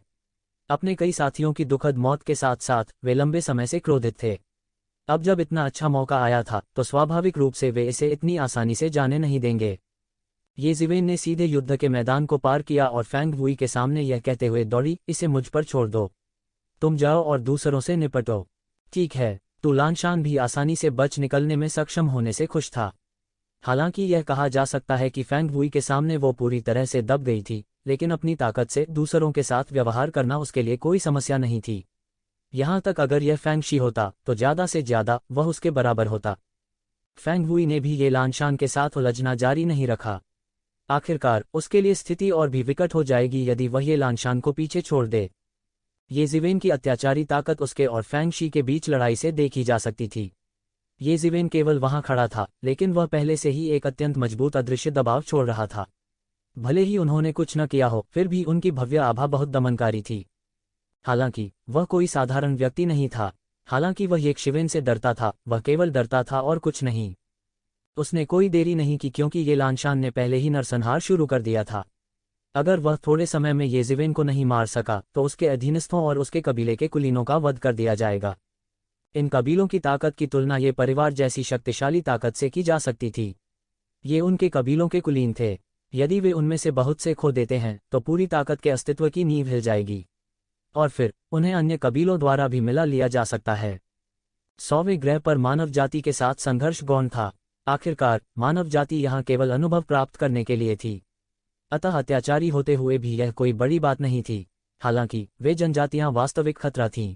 एक बार जब उन्होंने गिरावट का कोई संकेत दिखाया तो वे शत्रुतापूर्ण जनजातियां तुरंत खून के प्यासे भेड़ियों में बदल जाती थीं और उन पर झपट पड़ती थीं। हर कदम बहुत कठिन था। शुआ, उसके हाथ में प्रकाश की एक चमक कौंधी और उसके हाथ में एक विशाल कैंची दिखाई दी। कैंची एक वर्धमान चांद के आकार की थी और ब्लेड की आभा लगातार झिलमिला रही थी। कैंची की सतह पर कुछ प्राचीन पैटर्न उकेरे गए थे। यह एक स्वर्ग श्रेणी का यंत्र निकला। कृपाण ब्लेड से कंपन करने वाली कृपाण क्यूई फटे कपड़े के टुकड़ों की तरह आकाश में सीधे दरारें फाड़ देती है। फेंग हुई के पास वास्तव में एक स्वर्ग स्तर का उपकरण था। कोई आश्चर्य नहीं कि वह इतना शांत था। आधे कदम वाले आकाशीय क्षेत्र के विशेषज्ञ के लिए एक स्वर्ग स्तरीय उपकरण निस्संदेह एक विशाल सुरक्षात्मक तावीज था। ये ज़िवेन चाहे कितना भी अत्याचारी क्यों न हो, उसे विश्वास था कि वह उसे रोक सकता है। हुश, फेंग हुई ने अपनी चाल चली। कैंची की धार के साथ उसने तुरंत एक शिवेन पर झपट्टा मारा। एक पल में अनगिनत परछाइयां शून्य में दिखाई दी, लगभग पूरे शून्य को एक पल में ढक दिया। ये ज़िवेन शून्य में फंस गया था, जैसे वह बिल्कुल भी हिल नहीं सकता था। अच्छा नहीं है, ये ज़िवेन, सावधान रहें, यह एक स्वर्ग स्तरीय साधन है, ये लानशान ने झट से कहा। उसकी अभिव्यक्ति थोड़ी बदल गई क्योंकि वह अच्छी तरह जानती थी कि यह स्वर्ग स्तरीय यंत्र कितना भयानक था। यहाँ तक कि एक आकाशीय क्षेत्र विशेषज्ञ भी स्वर्ग स्तर के उपकरण से गंभीर रूप से घायल हो सकता है यदि वह सावधान न हो। ये ज़िवेन के हाव भाव नहीं बदले। उसके हाथों ने सीधे अनगिनत सुनहरी रोशनी खोली और उसकी हथेलियों को ढक दिया। एक पल में देवत्व अपनी जगह पर था और उसके एक हाथ ने सीधे कैंची को पकड़ लिया। वह वास्तव में हेवन ग्रेड साधन का विरोध करने के लिए अपने नंगे हाथों का उपयोग करने की योजना बना रहा था। ये लानशान और अन्य लोगों की नज़र में यह पागलपन था। अन्यथा वह विरोध करने के लिए अपने नंगे हाथों का उपयोग क्यों करेगा? तुम मौत को दावत दे रहे हो। फेंग हुई अचानक जोर से हंसा जब उसने देखा कि ये ज़िवेन वास्तव में विरोध करने के लिए अपने नंगे हाथों का उपयोग करने की योजना बना रहा था। उनकी अभिव्यक्ति कुछ उग्र थी। उसे इस बात की परवाह नहीं थी कि एक शिवेन अचानक बेवकूफ़ क्यों बन गई। एक शिवेन को मारने का यह एक अच्छा मौका था। हुश, कैंची की धार नीचे खिसकती रही। ब्लेड की तेज धार का दम घुट रहा था और यह शून्य को काट रहा था। यह ब्लेड तकनीक का एक सेट था जो स्वर्ग और पृथ्वी को नष्ट कर सकता था। बजना, यह लगभग धातु के टकराने की आवाज़ जैसी थी। ये ज़िवेन की हथेली और कैंची में जोरदार टक्कर हुई। फेंग हुई की हेवन सटेप मचेटे के सिद्धांतों से घनीभूत प्रतीत होती थी।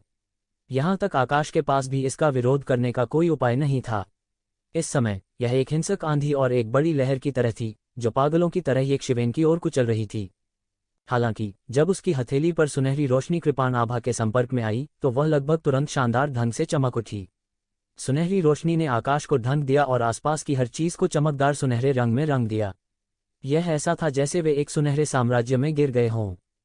कृपाण क्यूई की लहर और सुनहरी रोशनी शून्य में जमकर टकराए, लेकिन कोई भयानक विस्फोट नहीं हुआ क्योंकि चाहे किसी भी तरह के उतार चढ़ाव हो, दोनों के बीच की लड़ाई से उनका सर्वनाश हो गया। एक पल के लिए ऐसा लगा जैसे वहां सिर्फ सन्नाटा हो। ब्लेड ने सीधे सुनहरी लहरों को काट दिया और फिर एक शिवेन की हथेली काट दी। पुची, ब्लेड ने ये ज़िवेन की हथेली पर एक बड़ा घाव काट दिया और खून बह निकला। यह देखा जा सकता था कि एक स्वर्ग सीढ़ी वाला दिव्य उपकरण कितना भयानक था, लेकिन एक शिवेन ने परवाह नहीं की। उसने सीधे अपने बाएं हाथ से इशारा किया और शॉकम स्काई फॉर्म को बाहर फेंक दिया गया और फेंग हुई की ओर जमकर इशारा किया। फेंग हुई ने लापरवाह होने की हिम्मत नहीं की। उसने ये ज़िवेन के जासूस को एक उंगली से मौत के घाट उतारते हुए दृश्य देखा था। इस समय वह ये ज़िवेन के शॉकम स्काई फॉर्म का परीक्षण करने की हिम्मत कैसे कर सकता था? उसकी चारों आंखें अचानक खुल गईं और फिर वह पागलों की तरह चकमा देने लगा। ब्लेड नहीं काटा, लेकिन उसने ज्यादा परवाह नहीं की। उसने जल्दी से ये ज़िवेन के शॉकम स्काई फॉर्म को ब्लॉक करने के लिए अपनी तलवार निकाली। बूम! शॉकम स्काई फॉर्म ने ब्लेड पर जमकर प्रहार किया और अनगिनत कृपाणों को टुकड़ों में तोड़ दिया गया। थम्प थम्प थम्प, फेंग हुई लगातार कई कदम पीछे हटे, तभी वह ब्लेड की धार से आने वाली भयानक ताकत को बेअसर कर पाए। उसने ये शिवेन को बिल्कुल अलग भाव से देखा। उसका बल सचमुच भयानक था। यह उसके और फेंग सी के बीच की लड़ाई से बिल्कुल अलग था। जैसा कि कहा जाता है, देखने वाला सबसे अधिक देखता है, लेकिन देखने वाले को देखने वाले के समान भाव कैसे हो सकता है? उसका हाथ थोड़ा सुन्न था।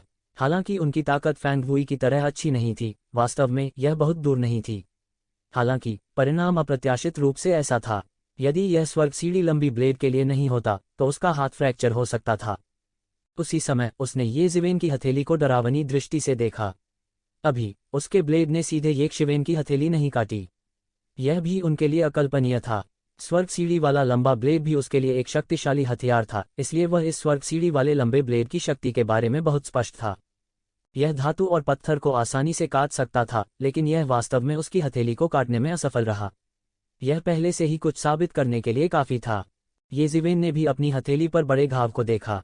जैसा कि उन्होंने फीनिक्स पुनर्जनन तकनीक का संचालन किया, कृपाण औरस को जल्दी से निष्कासित कर दिया गया। घाव से अब खून नहीं बह रहा था और यह नग्न आंखों से दिखाई देने वाली गति से ठीक भी हो रहा था। उसने अपनी आंखें थोड़ी टेढ़ी कर लीं, भौहें चढ़ा लीं और काफी असंतुष्ट था। ऐसा लग रहा था कि वह अभी भी एक स्वर्ग कदम लंबे ब्लेड के साथ हाथ से हाथ की लड़ाई में कमी कर रहा था। यह कहना नहीं था कि अत्याचारी शरीर शक्तिशाली नहीं था, लेकिन उसका क्षेत्र बहुत कम था। यदि वह दिव्य प्राणी क्षेत्र में प्रवेश करता है तो वह स्वर्ग सीढ़ी के लंबे ब्लेड की ताकत का पूरी तरह से विरोध कर सकता है और यहां तक इसे पूरी तरह से नष्ट भी कर सकता है। यहां तक अगर वह आधे चरण दिव्य अस्तित्व के क्षेत्र में प्रवेश कर सकता है तो स्थिति पूरी तरह से अलग होगी। आखिरकार मांस और हड्डियों की कठोरता में अभी भी अंतर था। यह सोचकर येज़िवेन अपने दायरे में सुधार करने की तीव्र इच्छा के बिना अपने आप को रोक नहीं सका। हालांकि वह इस बात को लेकर भी बहुत स्पष्ट था कि इन चीजों में जल्दबाजी नहीं की जा सकती। उसे पहले फेंग वुई को उसके सामने हराना था। भाड़ में जाओ, फेंग वुई जोर से चिल्लाया और उसके हाथ में घुमावदार ब्लेड भनभनाहट की आवाज निकालने लगा। अनगिनत मात्रा में जेन युआन को ब्लेड में डाला गया और ब्लेड क्यूई गर्म हवा की तरह उबलने लगी।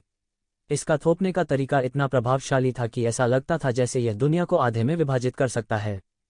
ये मूल निवासी और ये क्लान के विशेषज्ञ भयानक ब्लेडलाइट से खुद को दूर किए बिना नहीं रह सकते थे। उन्हें केवल यह महसूस हुआ कि अनगिनत भयानक सूक्ष्म हवाएं उनकी त्वचा को कुरेद रही हैं। उनकी त्वचा पर सूक्ष्म हवाएं इतनी दर्दनाक थीं कि वे मदद नहीं कर सके, लेकिन रास्ते से हट गए। उन्होंने येज़िवेन की ब्लेडलाइट के करीब जाने की हिम्मत नहीं की क्योंकि ऐसा लग रहा था कि यह उनका सिर काट देगा। इस समय केवल येलान शान अभी भी शांति से खड़ी हो सकती थी, लेकिन फिर भी उसके शरीर में जेन युआन अचानक प्रकट हो गया, स्वचालित रूप से उसके शरीर की रक्षा कर रहा था। ब्लेड के इस हमले के सामने येज़िवेन ने अचानक अपनी आंखें खोलीं और उसकी आंखों में प्रकाश की अनगिनत किरणें चमक उठीं। उसने अपने हाथ फैलाए और उसके सामने एक सुनहरी सुरक्षात्मक दीवार दिखाई दी। अनगिनत लिंकी तुरंत उसके सिर के ऊपर संघनित हो गए और एक सुनहरे औषधीय कड़ाही में परिवर्तित हो गए। 8 खजाने ब्रह्मांड देग। यह दिव्य प्रकाश को निगलते और थूकते हुए ऊपर नीचे होता था। बूम! यह घुमावदार ब्लेड सुनहरी सुरक्षात्मक दीवार पर मजबूती से खड़ा था जिसे येज़िवेन ने फाड़ दिया था, और लगभग एक झटके में इसने येज़िवेन की सुनहरी सुरक्षात्मक दीवार को टुकड़ों में काट दिया। फिर यह 8 खजाना ब्रह्मांड देग के प्रेत पर जमकर खड़ा हुआ। दरार, दरार। 8 खजाना ब्रह्मांड देग के प्रेत पर दरारें दिखाई दी, जैसे कि इसे किसी भी समय टुकड़ों में काटा जा सकता है। लेकिन येज़िवेन घबराई नहीं। उसने एक गहरी सांस ली और उसके चारों ओर अनगिनत हिंसक लिंकी, जो कृपाण आभा द्वारा काट दिया गया था, उसके द्वारा अवशोषित कर लिया गया था, जैसे कि एक ड्रैगन पीने का पानी या अंगिजी नदी। 8 खजाना ब्रह्मांड कड़ाही के चारों ओर अनगिनत लिंकी लिपटे हुए थे, और न केवल इन दरारों का विस्तार नहीं हुआ, बल्कि उन्हें एक पल में चीक भी कर दिया गया। यह नज़ारा बेहद अजीब लग रहा था, लेकिन बेहद चौंकाने वाला भी था। असंभव! फेंग वुई ने इस दृश्य को देखा और दहाड़ने से खुद को रोक नहीं सका। यह कैसे संभव हो सकता है? जियू! फिर एक तेज तलवार की रोशनी ने तुरंत आकाश को काट दिया और फेंग वुई के चेहरे की ओर जमकर कटा। फेंग वुई अचानक चौंक गए और जल्दी से पीछे हट गए, लेकिन उन्होंने पाया कि वह अपने हाथ में घुमावदार ब्लेड को नहीं हिला सकते थे, जैसे कि यह एक बड़ी ताकत द्वारा आयोजित किया जा रहा हो। इस समय वह इतनी परवाह नहीं कर सकता था और जल्दी से अपने पैरों को पटक दिया और उसका शरीर एक भारी तोपखाने के गोले की तरह वापस आ गया। बूम! तलवार की रोशनी ने एक पहाड़ को भयंकर रूप से काट डाला, सीधे उसे जमीन पर पटक दिया। और इस समय सुनहरी रोशनी वाली एक हथेली सीधे फैली हुई थी और वास्तव में सीधे उसके घुमावदार ब्लेड को पकड़ लिया। बूम! कैंची की अपनी एक आत्मा थी। एक पल में इसने अपने आप प्रतिक्रिया दी। बर्स्कस के भगवान की छाया उसके ब्लेड पर दिखाई दी। यह कुछ हद तक हजारों आंखों वाले विशाल फैंग जून के समान था, जिसे पहले बुलाया गया था, लेकिन यह और भी हिंसक था। यह सिर्फ एक उपकरण भावना है, तुम मेरे खिलाफ जाने की हिम्मत कैसे करोगे? फिर एक और बड़ा हाथ सीधे गिर गया और तुरंत बर्बर भगवान के प्रेत को पकड़ लिया। यह संघर्ष करना जारी रखा, लेकिन फिर भी येज़िवेन के बड़े हाथ का विरोध नहीं कर सका और सीधे मौके पर पकड़ लिया गया और सीधे लिंकी के आकाश में विस्फोट हो गया, जिसे सीधे येज़िवेन ने अवशोषित कर लिया था। तो जीवेन ने अचानक महसूस किया कि उसकी आत्मा वास्तव में थोड़ी बढ़ गई थी। रुकना! फेंग वुई चिंतित थी। टूल स्पिरिट की मदद के बिना स्वर्ग स्तर के जादू टूल को नियंत्रित करना निस्संदेह उसके लिए बहुत अधिक कठिन था।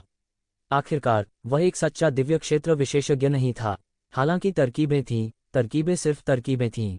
पहाड़ से नीचे आने वाले एक क्रूर बाघ की तरह वह मारने के लिए दौड़ा, लेकिन फिर भी इस घुमावदार ब्लेड को अपने वश में करने के येज़िवेन के दृढ़ संकल्प को रोक नहीं सका। बड़ा हाथ सीधे ब्लेड की आभा में घुस गया और मूठ को पकड़ लिया। भयंकर ब्लेड आभा ने सीधे येज़िवेन देवत्व को काट दिया और फिर सीधे ज़िवेन हथेली को एक खूनी गंदगी में काट दिया। लेकिन फिर भी ये येज़िवेन को सीधे कुचलने से नहीं रोक सका। और इस समय एक उंगली ने अचानक फैंग वुई के सामने इशारा किया, सीधे उसके रास्ते को अवरुद्ध कर दिया, जिससे उसके लिए आगे बढ़ना असंभव हो गया। वह अचानक चिंतित हो गया, लेकिन कोई दूसरा रास्ता नहीं था। वह केवल बेबसी से देख सकता था, क्योंकि येज़िवेन ने जबरन अपने घुमावदार ब्लेड को थोड़ा थोड़ा करके दबा दिया था। हालांकि इस तरह की खुरदरी विधि वास्तव में घुमावदार ब्लेड की असली शक्ति को सामने नहीं ला सकी, लेकिन वो येज़िवेन के खिलाफ लड़ने के लिए केवल घुमावदार ब्लेड पर भरोसा कर सकता था, और अब घुमावदार ब्लेड भी येज़िवेन के हाथों में आ गया था। उसकी स्थिति की कल्पना की जा सकती थी। येज़िवेन, जल्दी करो, यह जगह उन आदिवासियों के घोंसले से ज्यादा दूर नहीं है। अगर हम थोड़ा धीमे चलते हैं तो हम उन बूढ़े लोगों द्वारा पकड़े जा सकते हैं। ये लानशान बहुत दूर नहीं चिल्लाया। मैं समझता हूँ।